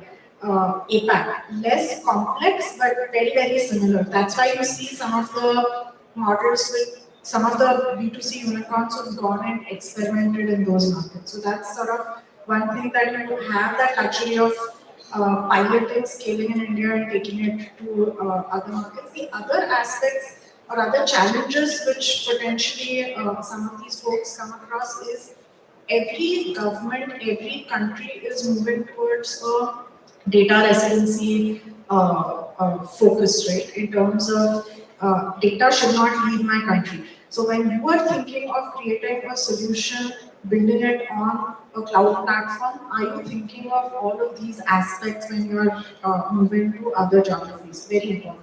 And then the third aspect of also, of course, is about security. I'm talking more from a technology perspective. The third aspect also is about security because you're sitting on tons and tons of data related to your to consumer stuff. That's the third thing that broadly I think everybody needs to think of as from a B2C perspective as they're doing global and international. Absolutely. Great to hear that, Sangeeta. So Agam, I'm going to pick on you from a slightly different theme. I think what Sangeeta and Manish flagged off right now is more from a software lens companies are innovating there.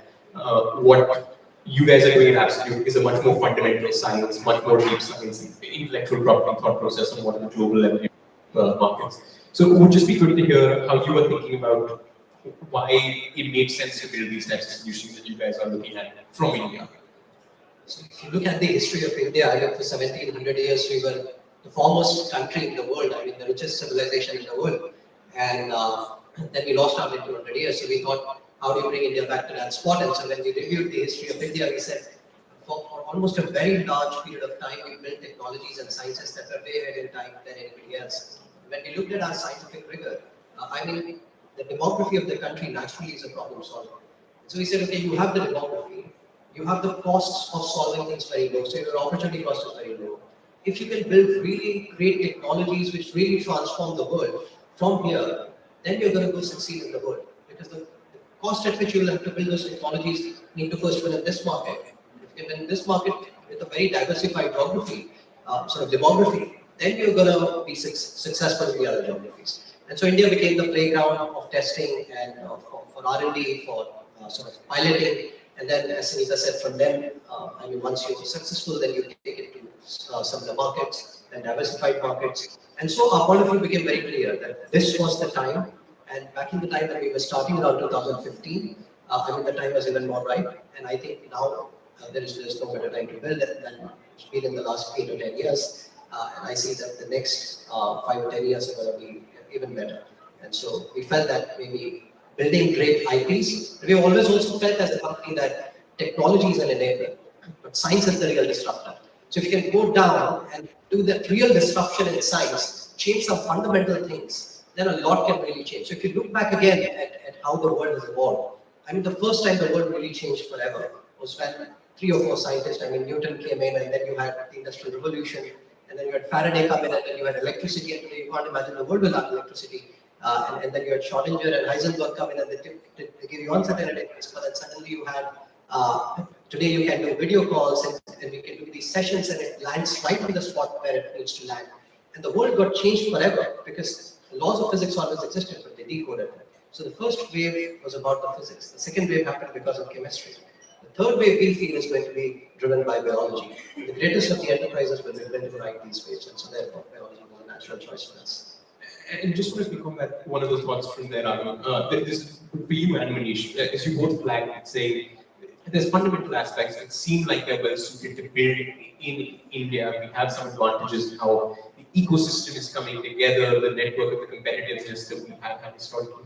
But as you guys now look at the fact that this is a very dynamic global economy that we are building for, how do both of you just think about it, again, from different lenses of saying, this is how we assess competitiveness and how we make sure what we're building is competitive, not just against solutions that exist today, but solutions that are coming through in really the global ecosystem? So our approach has been very simple. I mean, I tell my team the first question you need to answer is who you are up against. And when you really dig into that, I mean, the world is our home. We were just born in India. So you have to literally take the world as home and take every single company, every single technology that's out there as a parallel or a competitor which can possibly come across and possibly challenge you. And so just knowing that who you're up against, what is the world really onto today, gives you a lot of comfort around what is that you can really build and how can you really disrupt, maybe not just today, but the next 5 years, what people are going to think. Now, business is more like sports. So you've got to be ahead of everybody else and what your competitors or others can think. So if you just play it like sports, it becomes much more easier. So for us, it's just been like that. I think that the other two questions are very generic, which are the question 2 and 3rd to be answered. Is what game do you play? And that I think as founders of the company, we need to be very, very clear about what is the game that you're going to play. And third is how are you going to win that game? So what disruption can you really create against the people who are already there? So if you have those 3 basic questions answered, and you really have that sportsmanship in you, you're going to win in the long run. I'll just pick up from what Agam said. So this is an F1 sport. You have to be driving at super fast speed. That small rear view mirror, keep looking at somebody who's right on your tail. And so you always have somebody trying to out-innovate you. We look at the world as flat. It's not as if we're building for the US, we're building for the UK, or we're building for Middle East. We're building for the world. So it's a very flat thought process, but you always have to innovate. I think once you start working with customer, you solve one problem, they throw more problems at you, you innovate on that and keep iterating. And there is always, another startup that is ready to take you on. If I can just build on both these points, right? In Microsoft, I run startups business, so we have a vantage point of looking at what kind of innovations, IPs are coming. And if you look at a few years back, it was a lot of, disrupting categories or doing a plus to something that already exists. But look at now with everything that we are doing in SaaS and consumer internet, as well as our India digital stack, we are exporting UPI to the rest of the world. So it's truly thinking product innovation, building from India for India, and then taking it to the rest of the world. It's no longer about replicating models from the West and making it work for India. It's starting to happen in that startups. I completely agree with you, Sunil. I think we've gone from the evolution of these models being what worked there, what can we copy over as a model to try to Indianize it slightly, to fundamental rethought of how models can be set up. Absolutely, one example here with AI, just very fundamental thought process of what is the right solution. But here, I'd say a lot of the SME models we've seen, like etc., build out saying what is an Indian value prop and a problem that we can actually solve for. They can scale to other developing markets as well and have a lot of implications there and build out from that lens. Manish, just want to go to you and just looking from a commercial and legal lens. So, as you are looking at global outreach for the Indian startup ecosystem, what are the key factors that you feel are enabling factors for growth right now? And what can still come through on that lens to continue to allow to support Indian founders in this regard? So we have been interacting with a lot of founders. I'm a lawyer who works in this startup ecosystem for I've been working here for last 12 to 13 years. My experience suggests that now in the last 3 to 4 years, the change which we have seen is the biggest change is the change in the mindset and the change in the approach of the founders. They are very clear in the beginning itself whether they want to go global, whether they want to go global, remain local, at what point of time, which jurisdictions. So they are very clear in their head in terms of what they really want to do. And I think that is the biggest mindset change, which we have observed. And from a founder perspective, as somebody who is even wanting to go global, I think there are like 4 different aspects which they are really looking at. First is like development of their idea. The second is production of their idea. The third is implementation, testing, making the business. And the fourth is expansion, where they really go global and try to expand their business. If you look at each of these 4 aspects, I think India provides a very, very fantastic opportunity because obviously the huge market and the diverse market, you can really test your idea. You can improve on your idea, You can customize based on the consumer experiences, because India gives you that diverse market, different languages, different tastes. Government support has been fantastic.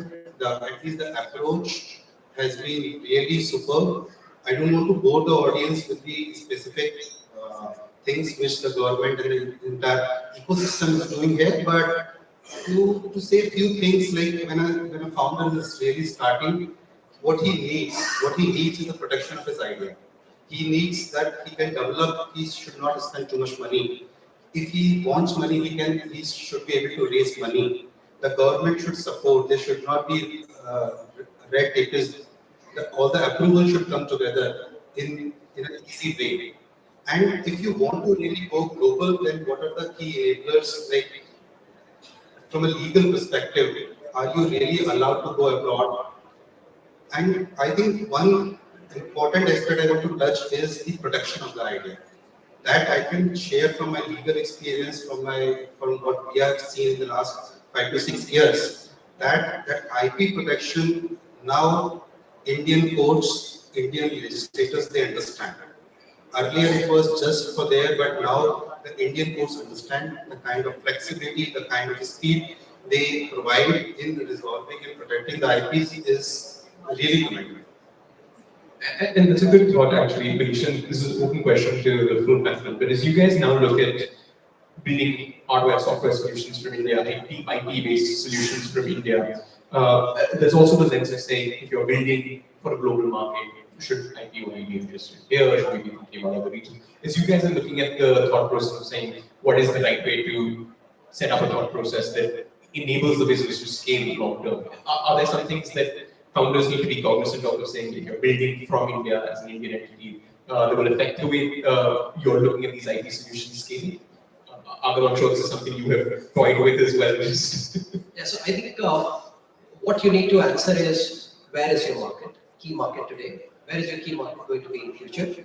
And if you're clear about those markets, then you need to protect your IP today in those markets, because tomorrow you may not have the chance. And so when you start thinking of a very IP-driven business, the key to sort of protect that IP starts today when you're starting to build it.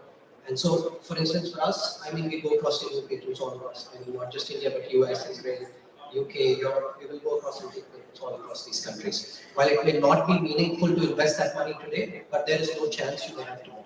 So it's very important that you protect it today. I think there are different modes, as I would put it. IP is one big mode. I think the second mode is also execution.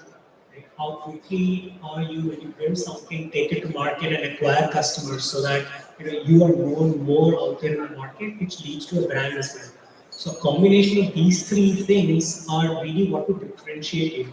It goes back to that previous question of yours, that how do you take care of competition?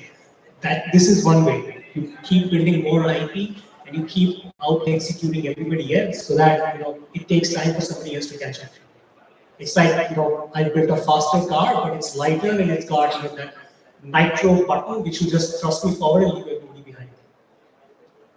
Maybe I'll just build on this. One is, while IP itself is not enough to build your modes, right? But you have your tech modes. How do you basically also make sure that you are identifying, ultimately when you have to scale, especially if you're a B2B business, if you have to scale internationally, do you have the right kind of business partnerships? Not just Microsoft, I'm sure a lot of enterprises also are working, there's no other option but to work with startups and help them take to market. So have you identified the right business partner and the right channel partner to scale your business? That I think is very, very crucial for B2B SaaS folks, especially the ones who are selling to enterprises. The second is also product partnerships. It's no longer about just finding the right channel partner, but if you are working with, if you are selling to enterprise or mid-market, there are a bunch of already encumbered folks like Microsoft who have the entire technology fabric built into an enterprise.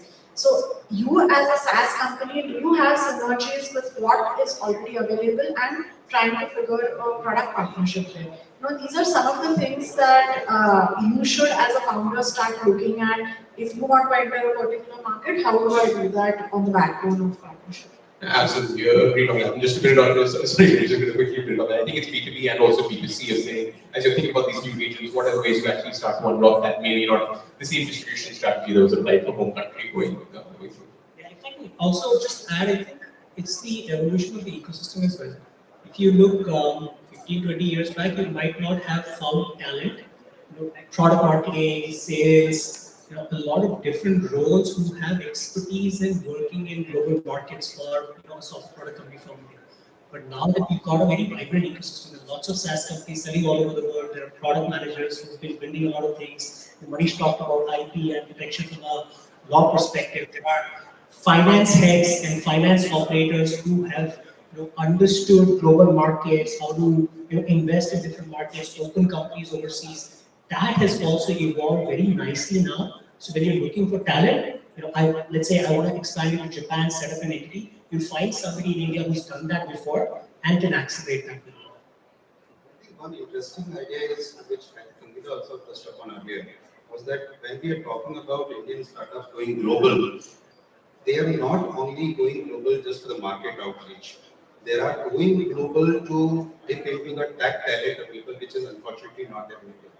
So that is also one important aspect when we think about global, because now Indian startups are not just doing something which is like replicating an idea which has been successful in the Western world, and you are just replicating that idea in the Indian context. Maybe successful, may not be.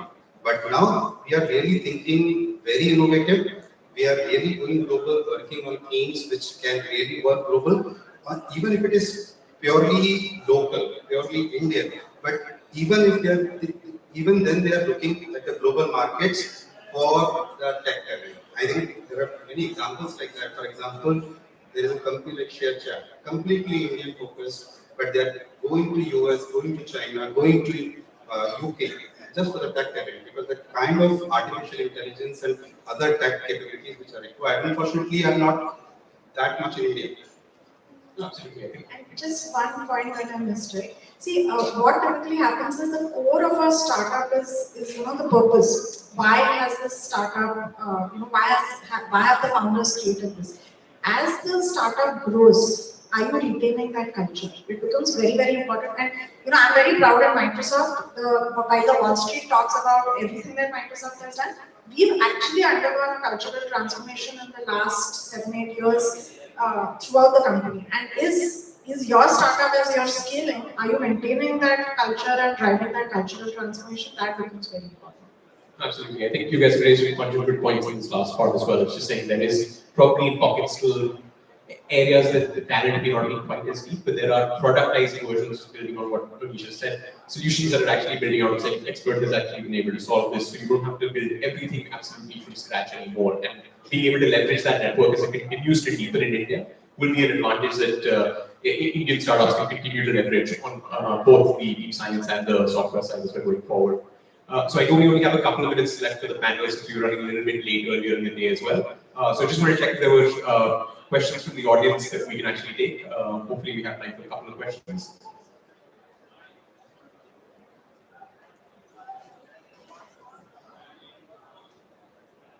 Okay, so I don't see any hands up, so I'm just going to build on one more. Sorry, there's a hand up. Can someone just pass the mic?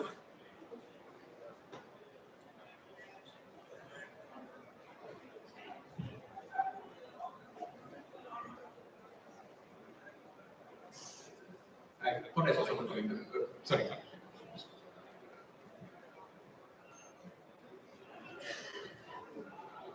Hi, my name is Bharat. My question is, what if at launch you feel that your product is more suitable to market outside of India to begin with? What are your what's your suggestion on proceeding with the acquisition strategy for that?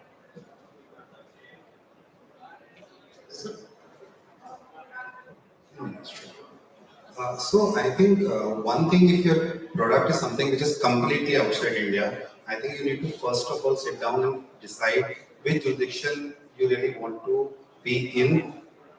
What is the relation with India? For example, if you want to do the tech development in India, but your market is outside India somewhere, let's say US for that matter, then you have to first decide where you need to really incorporate the business entity from which you will carry on the business. That is really important. You have two options. You incorporate the company in India and create a subsidiary outside India in the relevant market, or vice versa, where you create a main company in the offshore jurisdiction and keep an Indian subsidiary where you will have the backend support and the tax support. That is something which is really important for you to decide upfront, especially because there have been some changes in law under ODI regulations. So that really demands that you decide these kind of things upfront. I would, if I could just add on top of it, I would like to challenge your question itself, because unless you made something like, let's say, a GDPR solution which is only applicable to the Europe market, I don't think there's anything that, from a tech perspective, you make which is not applicable to any company in India. And I'll tell you why. One is, you have three different segments of customers. One are the enterprises in India itself, like all the banks, manufacturing. You can go and target them from a solution perspective. The second is the startup ecosystem itself, right? The third, all of the customers who you target overseas are in India as well. So think about the 1,600 to 2,000 GICs which are in India. So if you want to target a healthcare in the US, they would have their tech innovation center in India. If it's a robotics or manufacturing company, they will also have a center in India. So if you made something, if you want to target overseas, you can start off by actually going to one of these customer segments in India, try out what is working, and then you follow through on what Manish said, in establishing something overseas. And then you always, SaaS, you always have online. You don't even have to establish your operations. A lot of SaaS companies in India don't have any operations overseas. They're selling from here itself. That's the beauty of SaaS. Bharat, just come partner with Microsoft. We'll help you. Manish was also coming from the context of Lambda, which is actually global organization building from here. And I echo the framing that he had. There's a lot, especially if you're looking at the GTM, that you can actually test out from a domestic sense as well. You can actually get the customer segment to fit, and then, yeah, if you're thinking about scaling and replicating, completely agree with what Manish really said as well. You need to think about what that means, but at least for your first few customers, software side, maybe you can actually be able to build that out and test out those relationships domestically as well. Okay, so I see a big time's up screen looking right at me. So unfortunately, we won't have time for more questions. Thank you all for the time. I really appreciate the co-panelists we had here. And I'm going to pass Thank my... you.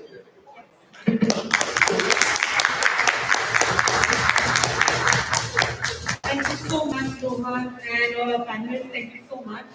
And again, thanking our gifting partner, Natural Co, for these beautiful gifts for our esteemed panelists. Moving on to the next session, we would be having on board Rajesh Ranjan, who's the founder of Freshify. And I would invite Rajesh Ranjan to please come around, and we would now be moving into the session. We've heard about how to build in India for the world. Now it's time we hear on building for Bharat, and we will move into the next session in a moment when all the pictures are captured. All the smiling faces and the snaps. Thank you so much. Thank you so much.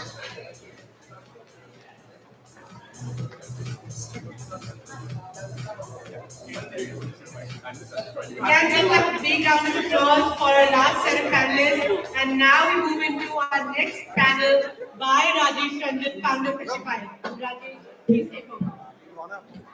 Thank you everyone. So last session was pretty interesting, building in India for the world, and thank you to the panelists. Thanks to the panelists for such wonderful session. So the next session is, the theme is building for Bharat. So let me start with my own introduction. My name is Rajesh Ranjan. I am the founder of a company called Freshify. So at Freshify, we are building a social commerce platform for Indian farmers. We have been the first platform to build a farmers digital platform at scale. We have got over 10 million farmers from across the country, from really the remotest of the places. And we believe we are solving some of the very core problems of Indian agriculture, bringing farmers together from different genres, and letting them discuss their problems together finding solutions within the community, because there is a whole lot of unstructured knowledge that lies within the farmers community, right? So farmers can sort of discuss their issues, and then they can also connect with the other parts of the ecosystem, other stakeholders like traders, like sellers, even companies, manufacturers, and purchase products, sell their produce at better rates. In this entire process, I would also like to thank Google's team for their continuous support. Our app, the entire reach is through Google Play, Google App Store, and Google had also launched an App Skill Academy last year that we were a part of, right? And through that program, we were able to sort of optimize a lot of things for the app to have a greater reach and better performance of the platform. So moving on, now to introduce the next session, which is the theme is building for Bharat. I would like to introduce and invite the moderator, Mr. Dinesh Agarwal, founder and CEO of India Mart.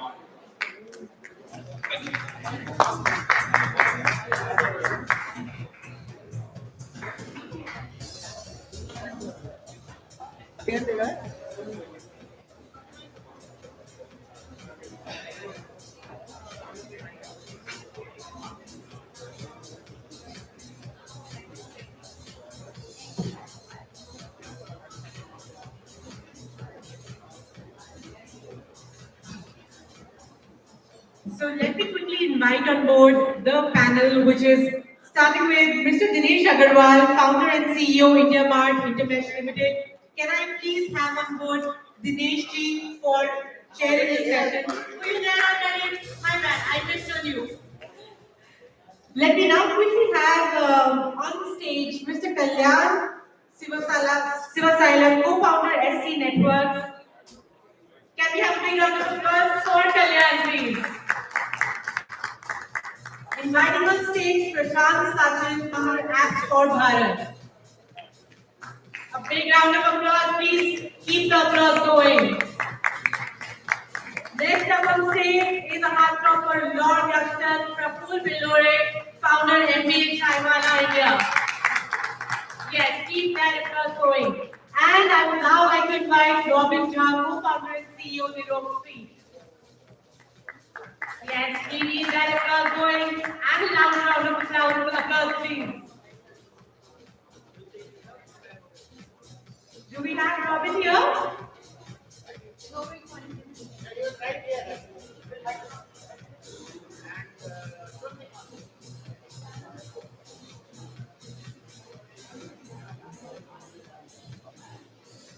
Also, I would like to invite on stage Shruti Kannan from Cisco Startup, and we will wait for Robin to join. But Shruti, can we have you on stage, and can you please have a big round of applause for this panel? We now also have Robin here, and I would now request him please share the panel. Hello.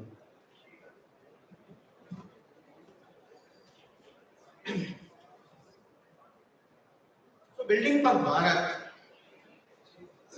is a very unique use case and a very important use case. You might have heard the success stories of ShareChat, Khata Book, Vyapar, and enormous items.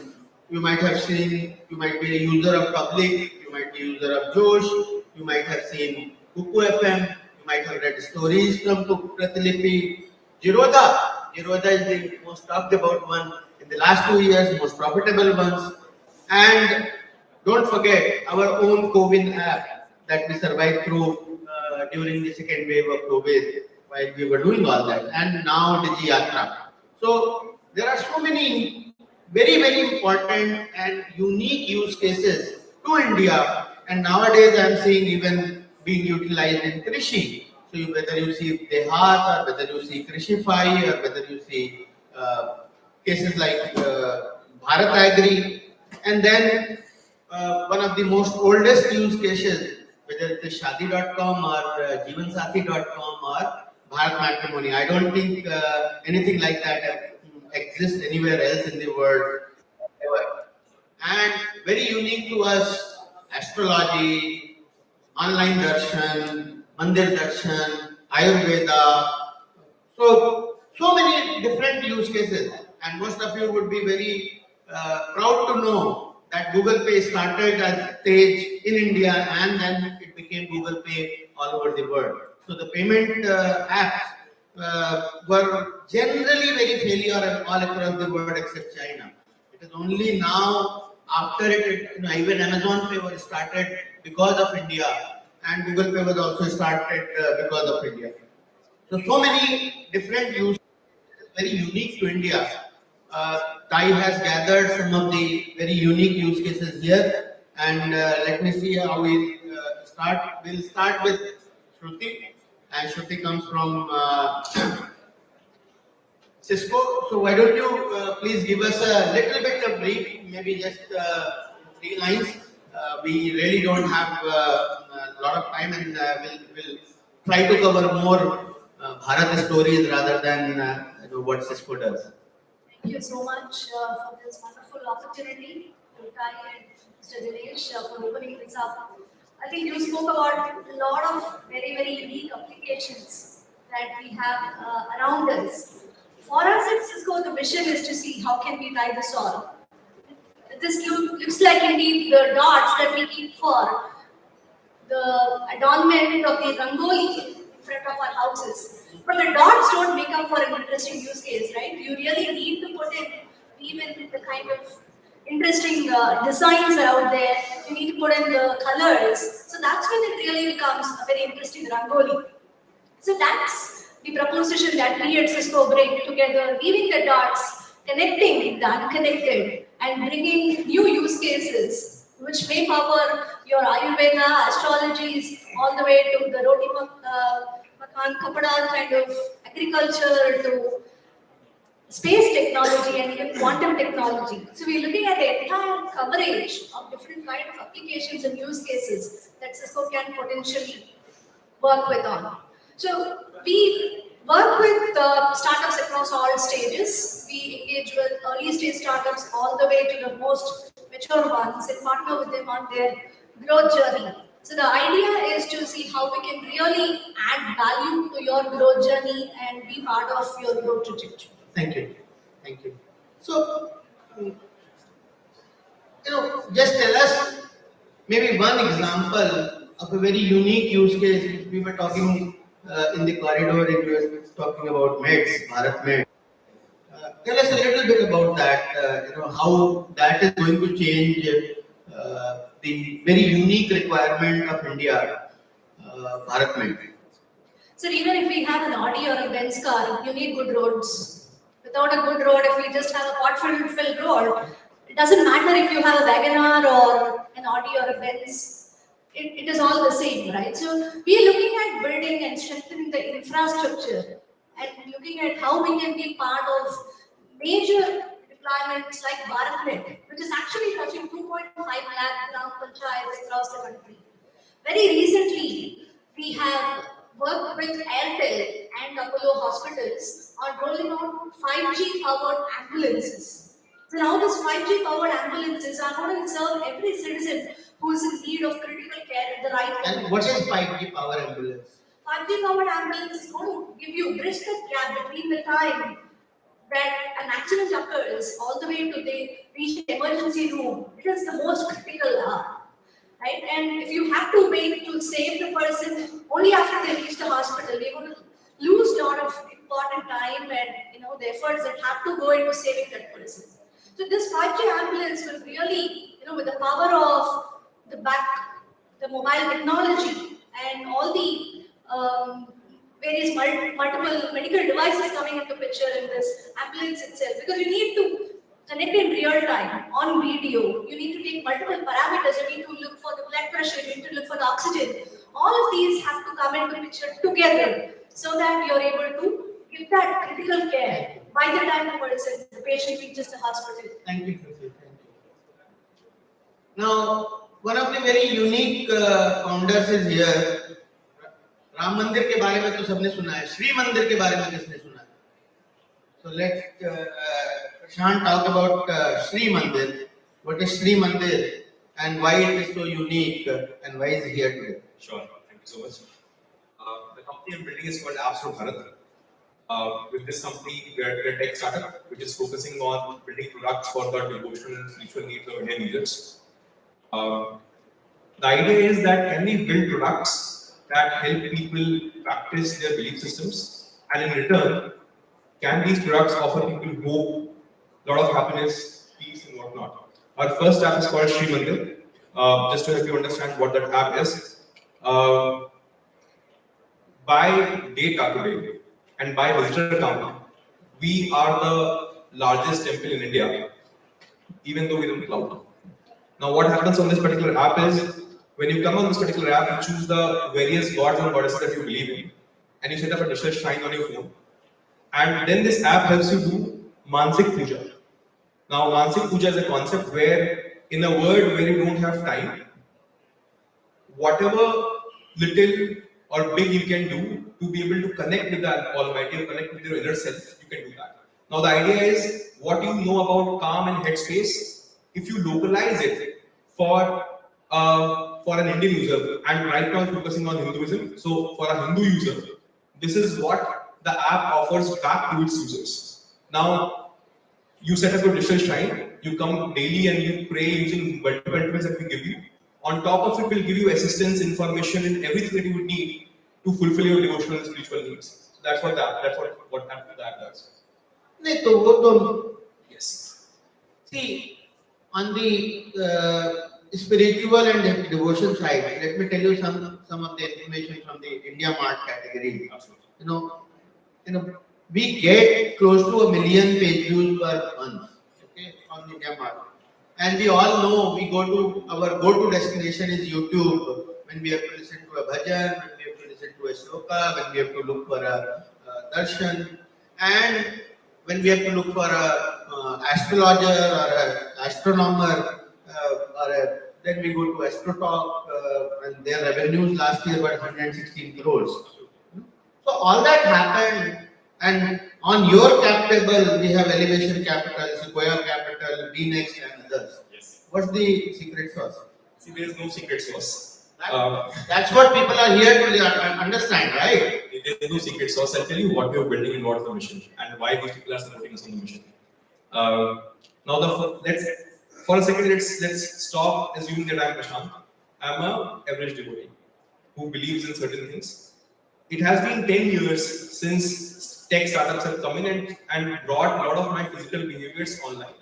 Today, when you think about this one deep behavior that you think about, there is no one big app or big space or digital space for me where I can get everything. That's one. Two, information is everywhere. You'll find this information on YouTube, multiple other sites, but that's the problem.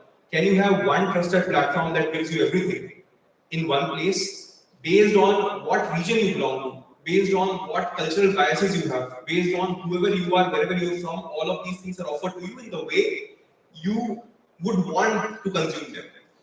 The third part, which is where I differ from many of these platforms, I'm not a content platform. I'm building a habit forming space for people where people come in. So for example, just to give you data, right? At 4 a.m. in the morning, the usage of my app starts, goes up till 10 a.m. That's where we see one large peak. And what people do is they open the app, they go to the god and goddesses that they actually believe in. They would do that Mansik Puja, and let's say they have time, they would listen to music and whatnot, and they would keep on listening to the same music on the same space for many, many days. Just to give you more data, today we have 3 million people who use it on a monthly basis. 10% of them use the app on every day of the month, and they have been doing this from the time they have installed the app. So the idea is not to compete with the YouTube or any other guy. Can we build that space where all of these devotees come and we impact their lives? There are hundreds of millions of them who will come to your app and engage. And can you then give all of these astrotalks of the world and many more services guys a platform where they can offer these services to these users in a fairly qualified way? Nice. Thank you. Okay, moving from mandir and very spiritual thing to a very high-tech thing, X-ray and radiology. How very unique use case here is in India we have for radiology and X-ray and remote medicine, and we know there are so many remote medicine talks. BharatNet, we talked about 5G, ambulances we talked about. Tell us about your company 5C Network, Kalyan. What is so unique about this, and why is that? What is this traction so far? You've been there for 4 years now, 5 years now. Thank you, sir. Hi guys, I'm Kalyan from 5C Network. It was a shock to me that when I first started reading about the radiology market, it was a shock to me that just in India alone, it's a $5 billion market. 40,000 crores of spend happened just in the radiology side. Diagnostics is what, 11 or $12 billion market just in India. And what 5C is my company, what we do is that we build AI for analyzing and reading X-rays and CTs and MRI scans. And along with that, we create a network of specialized radiologists who look at these inputs, also obviously add their own inputs, verify these reports, and make these reports available to hospitals and diagnostic centers across the country. So the interesting thing is, in India alone, there are something like 90,000 X-ray machines available today, 7,322 CT scans as of last week, around 3,700 MRI scans, and around 1 lakh ultrasound machines all across the country. There are 14,000 radiologists, and 75% of them are in your top 8 cities of the country, right? So if you look at it just by like area covered by these 75% radiologists, it's trivial compared to the rest of the country. But there are so many machines across the country. And the first and immediate problem that we were solving is access to high quality diagnostics to any hospital or diagnostic center that has a machine and has an internet connectivity. But when we started doing this, we realized that there are a lot of things that we need to do to make this truly an experience that is 10x better for the Indian consumer. And I'll tell you about some of the innovations. So one of the things we do is that a lot of the X-rays on 5C are completely reported by AI and then obviously validated by a radiologist. But we cannot use data given by Stanford, or we can't use the data given by some US or UK hospital, because all of the X-rays are perfectly taken with the right parameters, with no rotations. It's like perfect. India is not like that. Our technicians many times are not as well trained. They are much more in a hurry. Some of these X-ray machines do 100 scans a day. And so the technician does not have enough time to set the right parameters. The patients are sometimes rotated, etc., etc. So we have to work on Indian data to be able to build a model that can really look at scans from India. It's not like our pathology or our chest looks different from an American chest.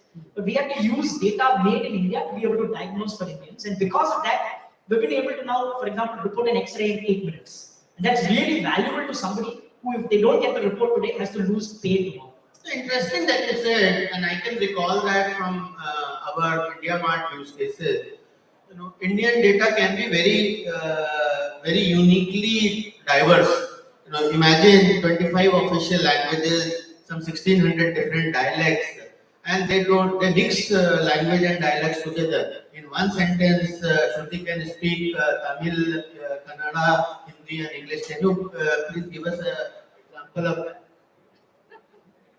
In one sentence, where you mix all the 4 languages.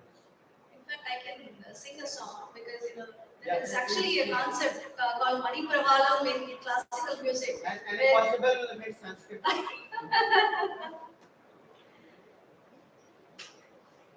Yeah, I mean you're throwing googly mere paas. எனக்கு என்ன பண்றதுன்னு ಗೊತ್ತಿಲ್ಲ. Look at this sentence. Now imagine throwing googly mere paas, and I didn't understand the other part of it. I recently learned how to recognize written 4 languages. I can recognize them by whether they are upwards or downwards, and whether they are straight or have Hindi on top, or they have a J on top or a tick on top. So I can recognize all the 4 languages written, but I cannot understand them. Now, imagine how many misspellings or how many misspellings of a word misspelling would be there on India Mart. Jewelry, we have 300 spellings of jewelry on India Mart. Because we are not native, अगर आपको हिंदी में लिखना हो सोना की मुझे पता है सोना ही लिखना है, लेकिन अगर मुझे उसको इंग्लिश में लिखना हो, so I can write SOONA SONA, SHONA, Shona. So I don't know what are different type of spells that I will do for a proper noun like that.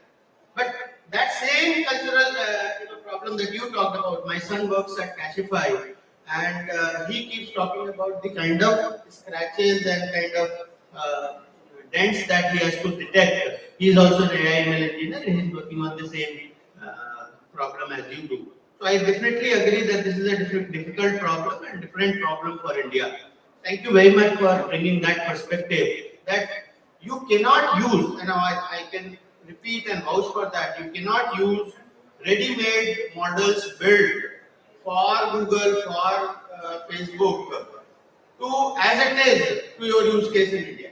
Because Indian use cases are far more diverse, far more unique, and have very low quality data and very very thin memory and very thin CPU to process that. So I think you need to really innovate to be able to bring it in the same cost and to be able to use the available technology as it is. Thank you. Now moving on, I think let's go back to our own favorite subject, Ayurveda and alternate medicine. So I can see, on India Mart also, we get about million plus sellers on selling different Ayurveda and alternate medicine. We have a large pharma franchisee as well. But what is so special that no other company has been doing? Because Ayurveda alternative medicine is a big market, but we don't know of any home brand, D2C brand beyond Nirog Street and why is that there is a void and why people are not building for that? Today, if you don't get anything satisfied with allopathy, then looking for a solution in homeopathy or Ayurveda, it is very difficult to find Ayurveda Charya or Vaidya nowadays. Very difficult to find authentic source of alternative medicine. So tell us about Nirog Street, what has been your journey and how has been the traction so far? I know you have raised a lot of money recently. So I don't think we have raised a lot of money, we raised some money. So I think for Road Street, we believe that people trust Ayurveda, but because of a lot of things that have happened in the last about 50, 60 years, people have stopped trusting the practitioners and the medicines. I'm sure if you take a survey in this room, more than 85% of people would have experienced Ayurveda in some form or other. So there's no problem with trust in Ayurveda, just the problem of trust in the entire system that has gone away. Right? And I think if you just go 50 years back, Ayurveda was mainstream and modern medicine was alternative. Right? In what 50 years has happened is that Ayurveda has become alternative and modern medicine has become mainstream. So that's one of the things that we are obviously working on. Secondly, we are looking at building a full stack play around Ayurveda. So we are not looking to create few medicines or few doctors and then promoting it. We believe that if we have to transact or translate this science, which is more than 5,000 years ago old, we will have to really work from the root and then build an entire ecosystem. So we built a community of Ayurvedic doctors. We are building content around Ayurvedic, around medicines and diseases. We are facilitating doctors with buying medicines. We are facilitating doctors with entire technology where a modern age consumer or modern age patient can also trust the system in the same way that he does the modern medicine. So in all, what I am trying to say is that we are trying to build an entire pipe through which anything and everything around Ayurveda can flow, whether it is brands, whether it is patients, whether it is technology or any other thing. And that's why we believe we are in a unique position. Thank you, Robin. Thank you. Coffee or chai? Coffee or chai? Chai. So everybody is asking for you. Chai. Chai ki chai wala. Huh? Chai ki chai wala. Chai wala ya MBA chai wala?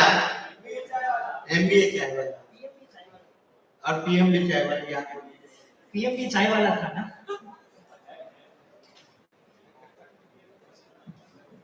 Okay, so tell us, is Praful the MBA chai wala bigger brand? Because I see that there is no dearth of chai in India.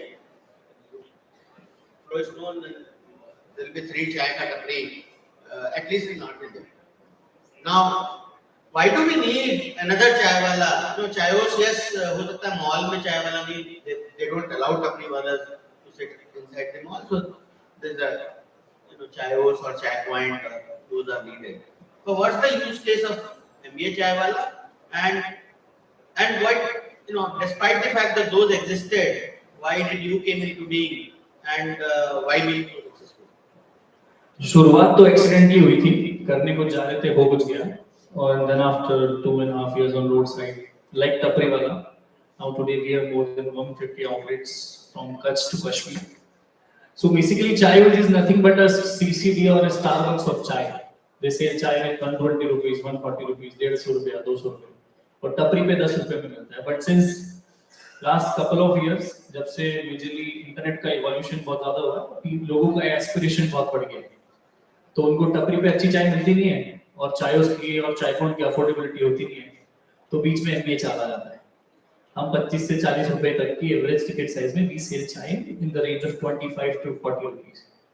And apart from chai, we majorly sell inspiration and motivation along with chai, so that means more us like कि ज़्यादा reach वहाँ से हमें मिलती है. तो ज्ञान और चाय मिला के MBA चाय वाला हो रहा है market. And you have uniquely used digital marketing. Uniquely used digital marketing. And I know Chayos has done a lot of physical hard work and chai point and raised a lot of money to reach where they are today. But you have used uniquely digital marketing, Instagram, YouTube, million plus followers there. I have the data also. What makes it so unique? How did you use the digital marketing to your advantage to build such a brand? Because that's very important for this audience. How to build a brand without spending a lot of money. And that's very important to know for these people. If you can do it, can they also do it? तो जब मैं शुरू में अपना road side पे ठेला चलाता था, तो बहुत सारे इंटरव्यू लेने आते थे न्यूज वाले, ब्लॉगर्स, तो मेरी चाय नहीं पीते थे, उससे ज्यादा मुझसे बातें करते थे. तो इट केप्ट ऑन हैपनिंग. अब जैसे यहाँ बुलाया तो आना चाहिए यार, उनको पता, उन्हें क्वेश्चन पूछा तो you should give answers. So I kept on doing and with the passage of time I become a very good speaker. तो चाय से ज्यादा बातें लिखने लग गए. तो उधर मैंने उस टाइम पे वो फ्लो, पहले कोई और चैनल पे सब्सक्राइबर्स बढ़ते थे और चैनल पे उनके लाइक्स एंड शेयर्स बढ़ते थे, तो मैंने हमारी टीम ने बोला सर अपना भी चैनल खोल देते हैं. So my team made the channel and we started clipping out and uploading from our own channel. So we got millions of views and millions of followers. So with no money, with just phone on the front camera, I started making videos in Corona time. So it went viral and so many my podcast को करोड़ों views मिलने लगे. तो वही मेरा मतलब 2 brand हो गया. MBA Chawla, there are 2 brands. Praful Billor and me as a founder and MBA Chawla as a company. So पहले बातें लिखी, वीडियो गए और फिर लोगों ने चाय पीना स्टार्ट किया. That's how we expanded. Just to tell them, you already have how many stores? How many? 150 plus. 150 stores. And how much money have you raised so far? Zero. Hey guys. So it's just the point that I'm trying to prove is that if you have even not so unique, not so very hi-fi technology-led angle, even a very common angle of a chai wala or a chai ki dukaan, if you use your digital marketing skill set, if you use your unique guerrilla marketing skill set, you can build a large business using digital today. Without, imagine you could not have done that 10, 20 years ago. There was hardly no possibility. It was capitalist world. You wanted to advertise, you had no free advertising. There was nothing called free advertising. At most that you could do was email spamming. Beyond that, there was nothing existed. And thanks to Facebook, thanks to Instagram, thanks to WhatsApp, thanks to YouTube, and thanks to India Mart also, please. उसके लिए भी तारीफ बताएं। मेरे शुरू के बर्तन India mart से ही खरीदे थे सर। बर्तन भांडों के लिए इंडिया मार्ट काफी काम आता है। Okay, guys, we have 3 minutes left. In case you guys have any questions for any of these panelists, I'll be more than happy to take that. Please, there's one person, one lady here at the back. This is for you. I really follow you and I really admire the way you have taken your brand. So, my simple question, maybe you can answer very candidly. What is that one good or bad habit that has taken you this far? मैं थोड़ा बेशर्म हूँ कि मतलब जब शुरू में to be honest I started from very scratch. Although ये स्टोरी बोल के लगेगा कि synthetic inner and all, but I really started from I was preparing for CAT and GMAT to get into the top of the school of India. कि भाई AC वाली job मिलेगी ये होगा, but then I worked at McDonald's 6 months. Then started from थेला 8,000 rupees के investment से। So कई स्टार्टअप फाउंडर्स से मैं आज भी मिलता हूँ, वो भी मुझसे मिलते हैं, तो उनको बड़ी फंडिंग का रहता है, बड़े लोगों का बड़ा परफेक्शन का रहता है। तो मैं हमेशा बोलता हूँ कि अगर आपको बिल्डिंग बनानी है तो आज की 4 ईंटें लाके रख दो, अपने आप कल सरिया आएगा, परसों रेत आएगी, सीमेंट आएगा और एक दिन आपकी बिल्डिंग बन जाएगी। जल्दी किसको है? तो दिस हैज बीन माय मंत्र थ्रू आउट माय लाइफ, और उसी से एमपीए चला जिस पे लोग हंसते थे, मजाक उड़ाते थे, ट्रोलिंग करते थे, रोस्टिंग करते थे, उसका 150 आउटलेट हो गया और विदेशों में हमारी चाय पत्ती जा रही है, पानी का बोतल जा रहा है, चाय मसाला जा रहा है। तो अगर मैं थोड़ा बहुत ही ब्रांड अगर बिल्ड कर सकता हूँ with this name MBA Chawla with a degree in itself, तो आप भी अपनी कहानी तो बना ही सकते हो। कुछ ना कुछ तो कर ही लोगे आप लोग।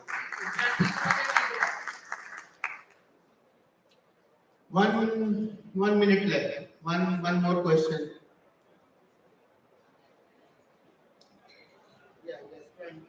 At the front. So this is for Jaji. Jaji, आके actually. Yes, please go ahead. People don't understand he's speaking in Bachelor. So yes. So the reason why I did so is that you guys are building for Bharat. My question is for you. We spoke about what was there 50 years ago and what was mainstream at that time. There was westernization that had happened and that has led to probably things which are pushed onto us from Western part and has become mainstream now. So you're bringing Ayurveda, right? And so again, something which is in a form which is this type. So what is the question? Yes. So what are the specific parts that you're bringing from the Indian ecosystem along with rejuvenating what was there 50 years ago? See, if I'm being very truthful, we don't actually need to do a lot of things. बहुत ज़्यादा कुछ करने की ज़रूरत नहीं है, सिर्फ जो है उसको सही फॉर्म और कंटेंट में शेयर करने की और आगे बात रखने की बात है। क्योंकि ज़्यादातर चीजें या सब कुछ ऑलरेडी आज से 5000 साल पहले बहुत हद तक किया गया है, उसको सही कॉन्टेक्स्ट में और सही कंटेंट में आगे रखने की। If you can just do that and just be an arbitrator of truth, which is to make sure that there is no alteration or unnecessary modification in that, I think you do a great justice to a form of medicine like Ayurveda. And to just sum up, I'll add one point here, is that 10 years before, living in Tier 1 cities in India was a big advantage, right? But in 2020 and going beyond 2020 is 2021, if you are a startup founder coming from Tier 2, Tier 3, Tier 4, Tier 5, Tier 6 cities, you have the biggest advantage, right? Because you understand the consumers there, which is very difficult to understand if you stay your entire life in a Tier 1 city. So guys, time's up. The only thing that we wanted to bring out from this panel is that there are so many unique opportunities in India to build for Bharat, and you want to raise money by saying that I am building for Bharat, so is money available? You don't want to build money, take money and build for Bharat. There are so many unique use cases available to be built in India, for India, and so many ideas here. So these are some of the use cases. I mean, there must be hundreds of those many use cases which is there. Please grab and do more entrepreneurship and successful entrepreneurship. Come back next year on this stage with me on Building for Bharat. Thank you.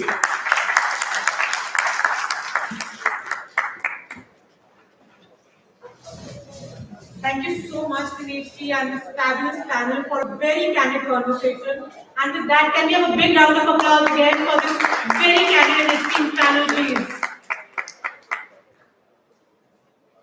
We can keep the applause going.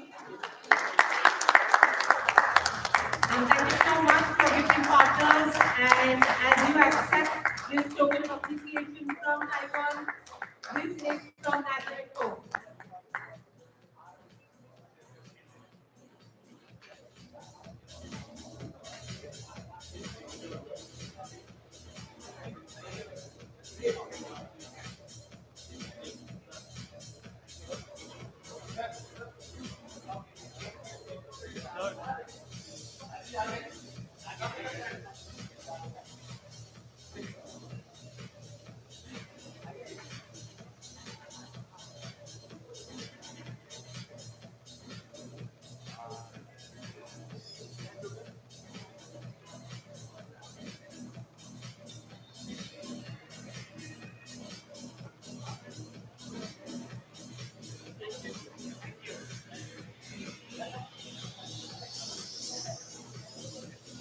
Before we head into our next very interesting session, let me thank our co-partners, the founder, Virgin Pro, and Arctic Invent for their extended support.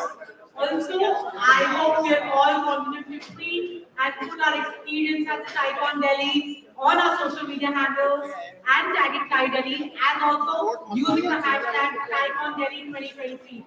Keep at it because there's a lot that's happening.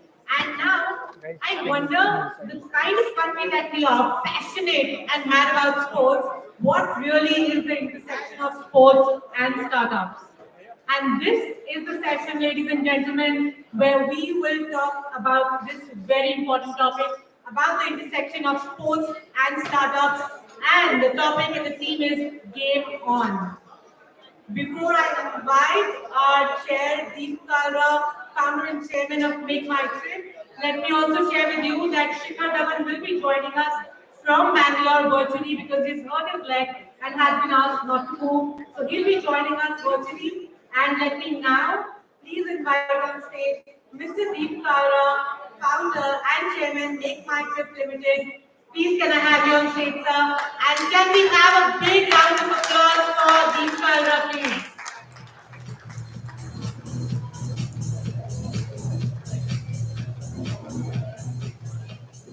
Joining us also on stage is Ankit Mehrotra, who will be a part of this session, co-founder and CEO, Dynam, and general partner, Dawan Capital India. Can we have you on stage, Ankit, please? Yes, a big round of applause, and we'll have Shikhar joining us virtually. Let's have the session going. Thank you, Sonia. Thank you so much. I think everyone's disappointed that Shikhar is not here in person.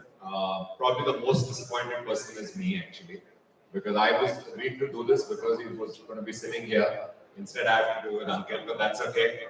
But he's genuinely, it's actually, if you're a Indian cricket fan or if you're a Punjab 11 fan, then you're very sad because he's got an injury and hopefully it's a minor one. So he had to rush back to Bangalore, I understand. So let's see how good his link is. We'll try to get him virtually, apparently on a high-speed link. So we'll find out how good technology is working actually today. So someone bringing him on? Okay, we'll give it a minute or two. So why Shikhar? Okay, great. Shikhar, how are you? Hi, how are you? Shikhar, we are all feeling quite let down, quite nervous and also quite sad. But hopefully the injury is a small one. Yeah, I got an injury, but it's a small one and I'll be ready for IPL. So I'm doing the rehab over there. And hello to everyone over there. Okay, that's good to know because very big Punjab 11 fan out here. So please get well. Okay, thank you. So the reason we've got Shikhar and we've got Ankit is they have a really exciting startup in the world of sports venture capital. Sports venture capital, which Ankit will tell us about, is a big thing overseas. It's very new in India, but picking up a lot of steam, just like sports is doing well. We're here to talk about the business of sports. Of course, everyone knows Shikhar. He needs zero introduction. But what people don't know about Shikhar is that he also knows a lot about the business of sports.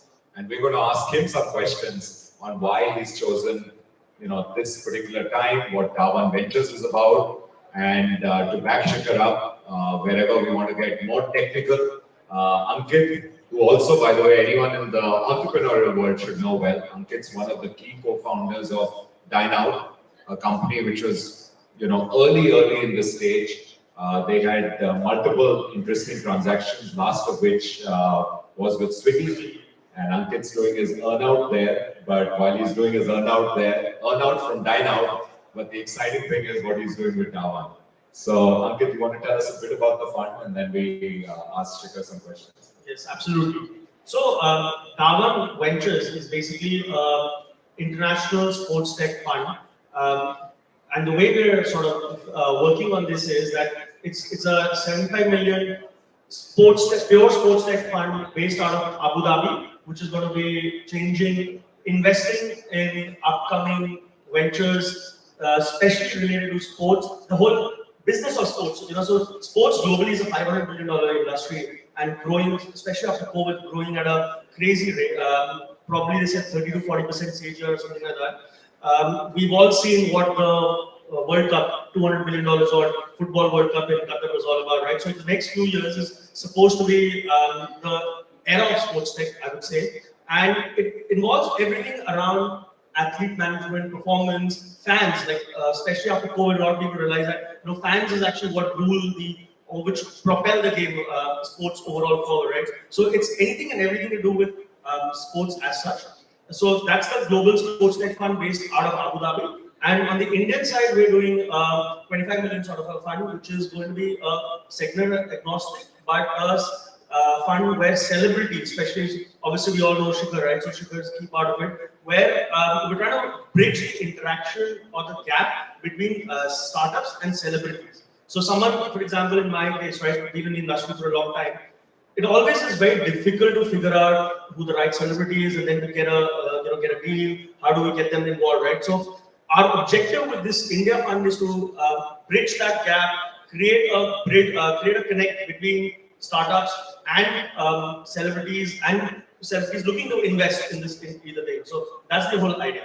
No, it's a wonderful idea. I think it's been very successful overseas. For those of you who are aware, Serena Williams, I guess, is one of the first or the recent big movers in that, leveraging not just the know-how of sports, but obviously what they can bring, add value to the venture.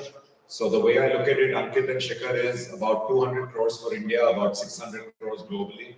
We have a lot of young entrepreneurs out here getting into sports management. I know most of the people here have come here to meet with Shikhar and hear from Shikhar, but also many people have sports ventures. So Shikhar, I'll start with you. So what inspired you to diversify, to go beyond pure sports, but get into the business of sports? Of course, it's always about timing, and I'm going through a transition as well as a cricketer. I'm getting a bit old too. So I thought that it was the right time to get into business, and side by side I do a good foundation. So whenever I'm going to leave cricket, I have lots of other work as well. So and it's always a good learning for me to get out of my comfort zone and try something new. And I'm a risk taker, so I enjoy taking risk and placing it smartly. So that was the reason that we got into startup funds as well. And even the awareness about startup companies have grown like anything in India as well as overseas as well. And I felt that these next 10 years for India, it's humongous, and we're going to generate lots of business. So to seize that opportunity, I felt that, okay, we need to create some funds globally and in India as well. Yeah. Fantastic, fantastic. It's a very, very smart move, Shikhar. I agree with everything you said, except that you're getting old. I've seen, I've seen how you can still move. It's pretty fast. I know you're a risk taker. So for people who don't know, Shikhar goes and plays football with youngsters who are 18 and 21-year-old routinely downstairs in the condominium where he stays and risks getting hurt all the time, but he still plays the football. So I know you take risks all the time. I want to ask both of you this question really. Ankit's given an idea of this, but really in India, we have looked at, firstly in sports, it is cricket and then, everything else. Now we're seeing, luckily, a bit more happening with hockey is coming up well. Football, I think with the ISL is definitely about time coming up well. Tennis we see a little bit, badminton we see a little bit, but when it comes to pure dollars right now, it's still, I think, cricket. I haven't done the math, but I'm assuming 95% is cricket, right? That's correct. Will that follow through even in the sport ventures that you will look at funding? And this is for both of you. Dhawan, which is a lovely name, good play on the word Dhawan. Will that follow through here as well? Will it be 90% cricket or not necessarily? No, not necessarily. So as you said, you're absolutely correct, but I think that the industry is definitely changing, right? Kabaddi, for example, is generating a lot of advertisement dollars, especially this season. It went really well, right? So, see, from our perspective, it's not about a particular sport. It's about the periphery around, like how is the venture helping either athletes train better or get them to know a lot more about the performance? How is it? And also, can it enable fans to do well? Or engage with the sport. So, like the largest company in this space is a company called Fanatics, which has raised upwards of $3 billion, and it's all about fan engagement, right? So, I think it's more about that than rather than just sports. So, it's about the industry around sports rather than just the game itself. That's what we're trying to do. I got it. I think we're also seeing that this new generation, if we look at millennials and even if we look at the youngsters today, definitely there's a perceptible shift away from only cricket, especially in the urban cities, which might be a good thing also. I mean, I see at least a lot of youngsters who are much more into football. Interestingly, you mentioned Kabaddi, and I was amazed at the connect that Kabaddi had with young kids, especially young boys who had never played. Like in my generation, we knew Kabaddi, we had played Kabaddi at some level. But the youngsters had never seen Kabaddi, first season of Kabaddi on TV, and most of these boys were hooked.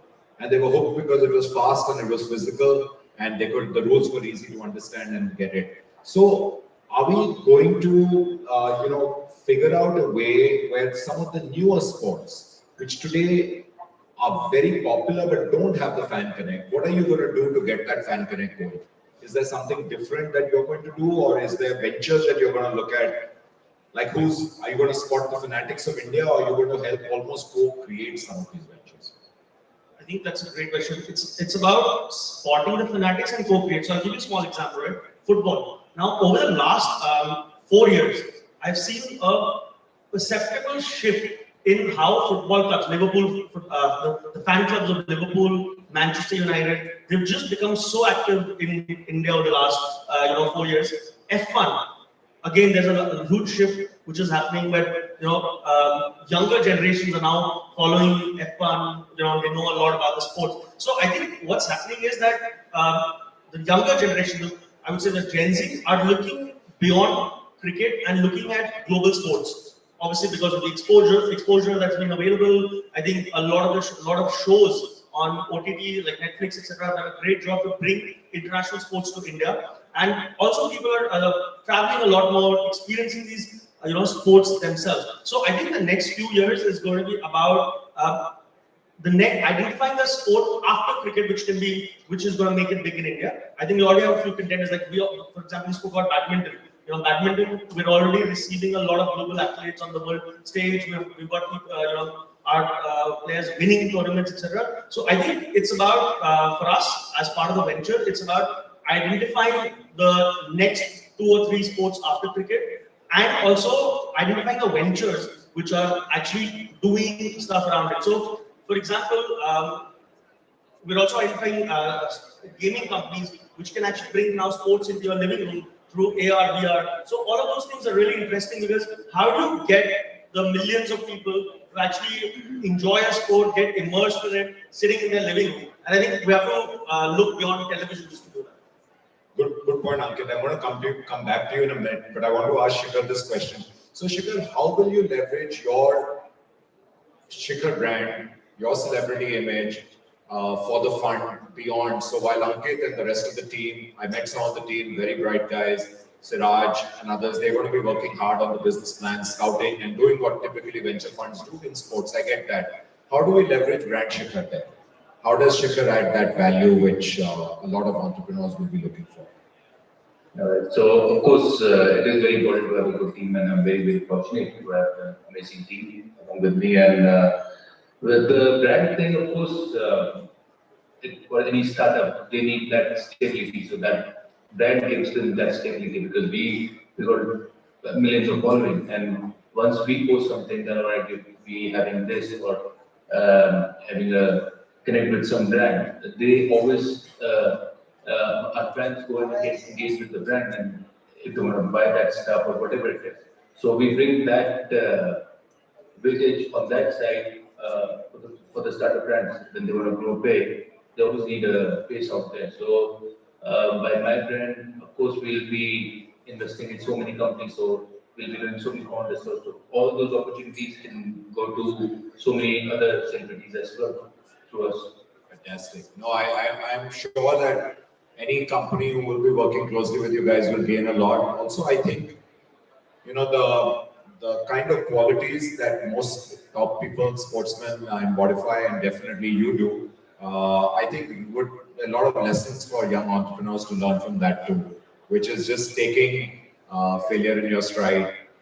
You know, it's not about winning every day. You can't win every day, but how do you even lose and come back? How do you bounce back? And I always say the single most important quality for any entrepreneur is resilience. And I think no one better to learn that from than you, and defying age and coming back. So I think those who will get money from Dhawan will be very lucky.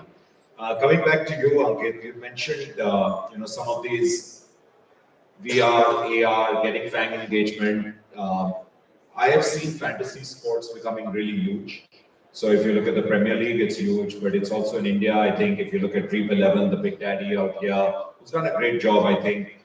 But where are the other distinct opportunities for the young entrepreneurs who are physically present here, who will also see this recording later? Which are the areas you think they should be thinking in? Because sometimes, you know, you're overawed. I meet a lot of youngsters saying, I want to be in sports. I'm fanatical about sports. I want to build a business, but I'm not quite sure what. My typical reaction in most other business would have been, no, go figure it out.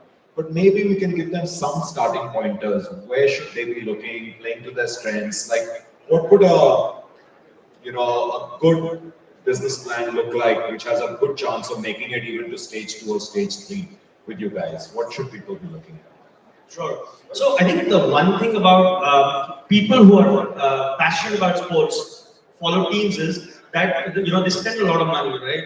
Whether it's buying jerseys or just following the sports, traveling, etc. Right? So I think, and especially during after the COVID, after unlock happened, I'm seeing a lot of stuff happening around people, and a couple of startups come up who are helping people get to different venues across the country, across the world, trying to do packages, trying to do interactions, etc. So that's, for me personally, I think that's a huge opportunity across the world, because now what has happened post-COVID is that people want to live it up, right? Earlier, people who were just, you know, following the teams from the couches now want to be a lot more involved, have a lot of different experience. So travel and sports, I'm seeing a lot of interesting things happening over there. The second thing I think is that on the merchandise side, right, especially in the US, we're seeing a lot of money being made by clubs. Like if you look at the statement of some of the income statements of some of the largest clubs in the world, whether it's football or basketball, there's a lot of, they make a lot of money, unproportionate amount of money from merchandise. So I think in India also there's a huge opportunity. We're already seeing some of that happen, but I think people who are able to figure out how to unlock more for their fans of particular sports and clubs, etc. I think there's another opportunity to be a huge opportunity over there. let's dig a little deeper, because if we look at IPL, which is proven to the world that one of the biggest franchises ever, we are probably rivaling, I was reading somewhere, the biggest league at all times in terms of just money generated, which is amazing if you think about it. Such a young kind of movement, but it's done so well. But for a typical entrepreneur, like the session just before us, I know you and I heard a bit of that. We heard such inspiring stories of made in India with, bootstrap, own money. How does an entrepreneur get into this? You get scared almost saying, you look at IPL numbers, you say that's crazy. So do you take the tech approach and build something really cool on tech? How do you really get into it if you have, let's say, 20 lakhs in your pocket, or you can borrow 20 lakhs, that's it, before they come to you? What do they do? I think the tech approach is the way to go, and I'll just talk about a particular company. I'll not name it right now, it's still in the early stages of what us discussing with them. But what they've done is that, so we all know obviously cricket, like I'll take the example of cricket. It's followed and played passionately in India, but still across the globe is still a little bit unknown, right? Whereas, like let's say example US, etc. It's not known there. Now what these guys have done is that they've taken cricket into the meta with a connected bat. So think of a Nintendo Wii, but at a much cheaper sort of cost, where it's a physical bat. So with Wii, if you would have remembered, it's like this thing with you play different games. So they've actually developed a bat which is connected, and you can actually hook it up to the screen and play with people across the globe, right?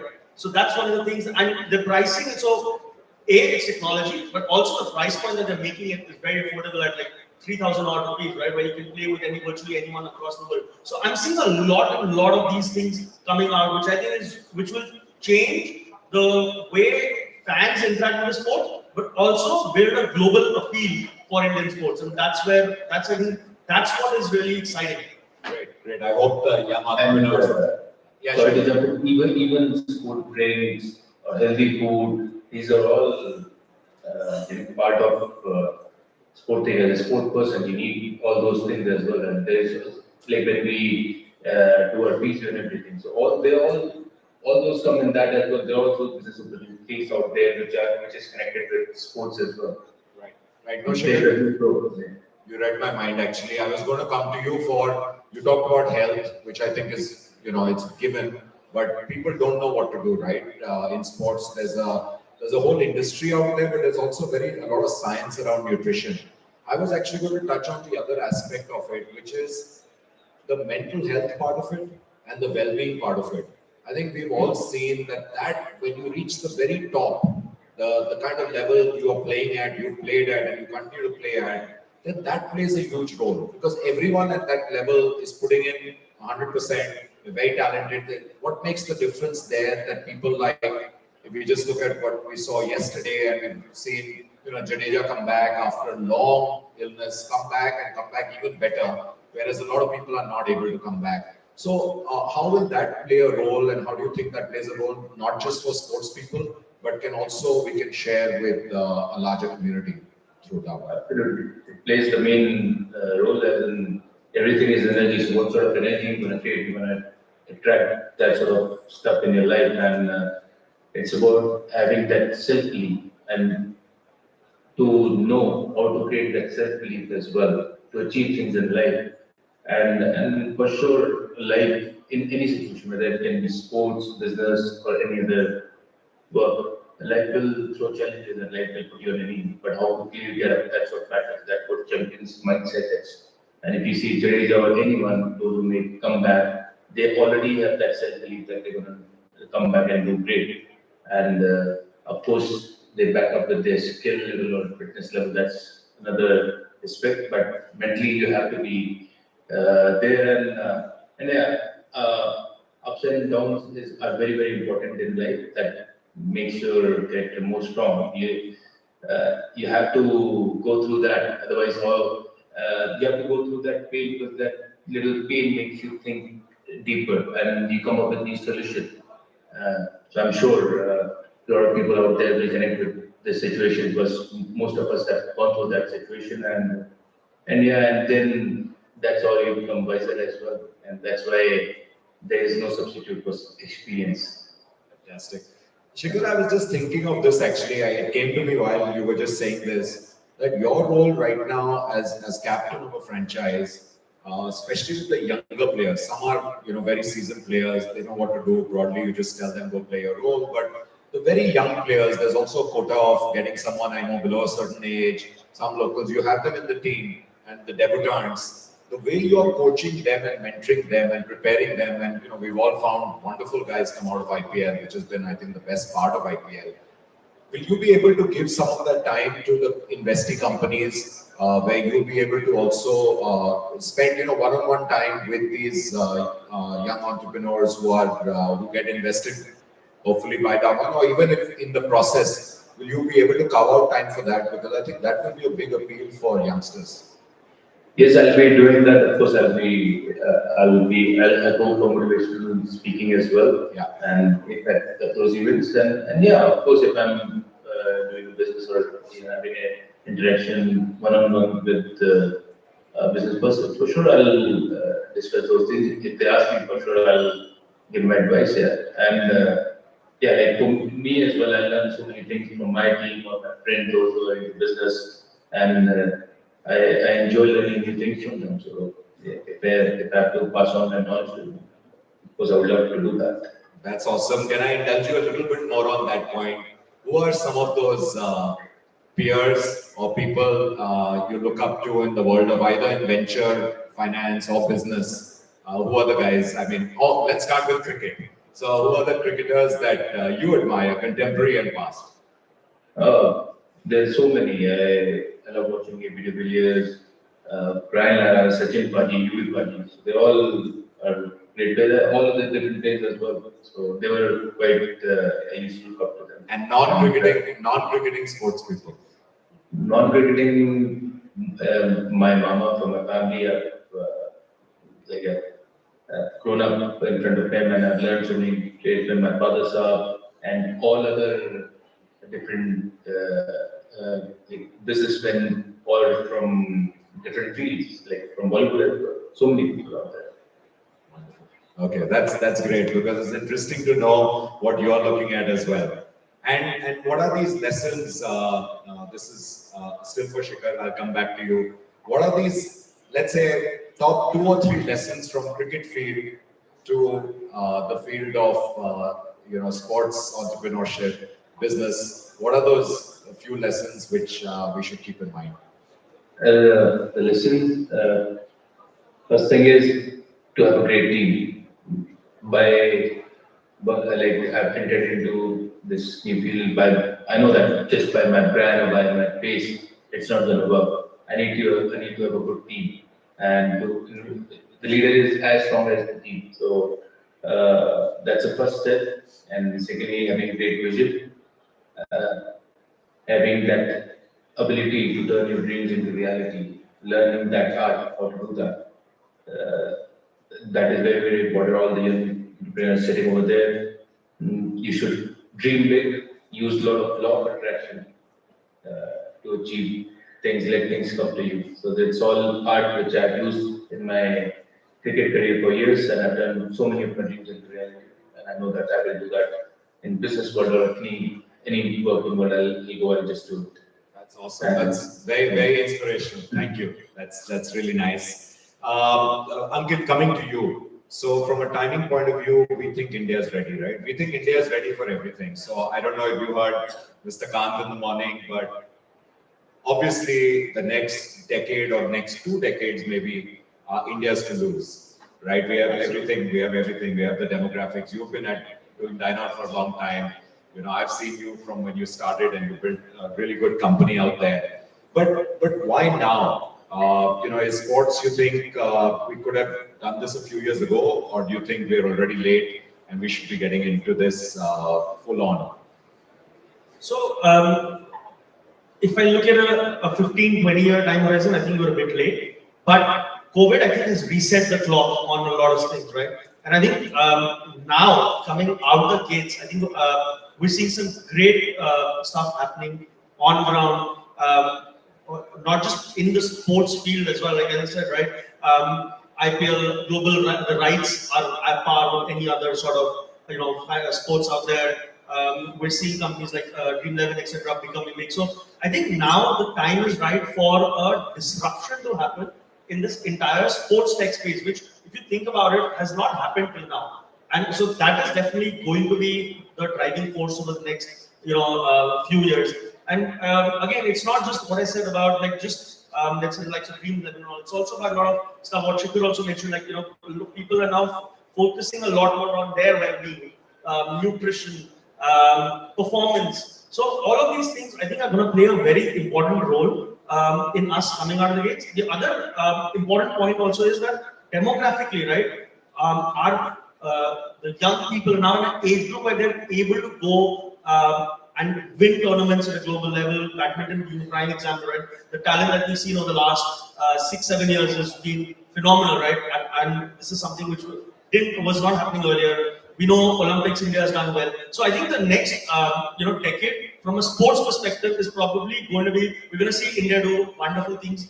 And to actually, for that to happen and for that to be successful, we need an entire sort of, I would say, the machinery behind it, which is going to be built up of, obviously great companies, supporting that, sports people giving back as Shikhar's trying to do, and a lot others will join the bandwagon and do that. So I think the time is just right for it. No, wonderful. So, Shikhar, I think seeing the World Cup in Qatar, one thought which was going on in every Indian's mind was, when will India make it to the World Cup? And I know you're also a football enthusiast. You have some pretty good moves. I've seen that. What do you think it's going to take? Because I think you would be aware that the next World Cup is the best chance yet, because it's going to be a maximum number of teams, right? It's going to be, I think it's 48 teams or 64 teams? 64 teams, the World Cup in the US, Mexico and Canada. What will it take, you think, for India to make it, to actually qualify to play even in the top 64 teams? I feel that the good thing is ISL is already happening, so the exposure all Indian footballers get in that league, even the domestic players with international players and coaches, that's gonna make a huge difference, and rectifying more things as a like football coach or player, that what better they can do and how they can, or infrastructure wise, anyway, that what is the main way or finding ways to go ahead and get into the World Cup. Yeah, because I don't think it's, everyone I meet, they always say, how can it be with a country of 1.3, now 1.4 billion, you don't have enough talent. I said, the talent is there. I think it's the early stage where we're not probably giving the right inputs, catching them firstly very early. Some of the best. Talent is there, genes also matters. Of course, like when we play cricket, when the West Indian player gonna come or Australian, they're much stronger than us. So genes, they cannot do much about that. Yeah. No, I really hope for that day, and hopefully it'll happen sooner than later. So a couple of fast, quick questions for you, Shikhar. Fun questions. If you want a cricketer, which other sport do you think you'll be? Soccer player. Not kabaddi. Everyone thinks it's kabaddi. Yeah, kabaddi. But as a kid, I didn't play kabaddi that much in where I used to live. And Okay. I correctly said that kids love watching kabaddi. So it's a sport they see on TV and they're learning from the city. Fair enough. Who do you think has got the second best chances to win the current IPL? I won't ask you the best chances. That's clear. Second best. Chennai or Mumbai? Chennai or Mumbai? Okay, so that will be a good matchup, something we're going to look forward to. And Shikhar, before we let you go, you owe us one to come physically to tie. We are not going to count this as that, so you have to still come physically, maybe on another future event. We'll do a chat show or something just with you when you're there after the IPL. But get well soon, heal quickly, and we want to see you in action on the field very quickly. And thank you for doing this with us. It's really been great, having you and hearing your thoughts. Yeah. Thank you so much. Thank you. And thank you. Ankit, any closing words? Anything I didn't touch upon that you want the audience to know about TiECon Ventures? No, I think just that I think we're in a very interesting and exciting space, which is about to probably see its light in the day. I think we're seeing at a grassroots, and what's encouraging for us is that we're seeing a lot of these startups that we're meeting now coming out not from a tier 1 city but tier 2 cities, right? Young founders from smaller cities trying to make an impact, and I think that's probably exciting, and that's what our vision for the for the fund for Dawan is also to actually impact at the grassroots level and support entrepreneurs from across different geographies of the country rather than just the tier 1s of the. My very best wishes, and from the entire TiE fraternity, hopefully you will find many of your ventures that you're looking for at TiECon and through the TiE family. So we're looking forward to that. Thank you so much. Thank you. Thanks so much. Thank you so much. Thank you. What a mind-blowing session. Thank you so much. And with that, we conclude this session and this room. But this doesn't end here. The 3 more sessions rolling out in the Royal Room. And a big shout out to our co-partners, Shiv Nada University and Chirate Ventures. Thank you. Thank you, Deep. Thank you, Ankit. Thank you so much. Can we have a big round of applause for this session, please? So don't forget to move to Royal Rooms for the next 3 very interesting panels. And also do not forget to tweet, share on your social handles all that you've been experiencing through the day. Thank you so much, everyone.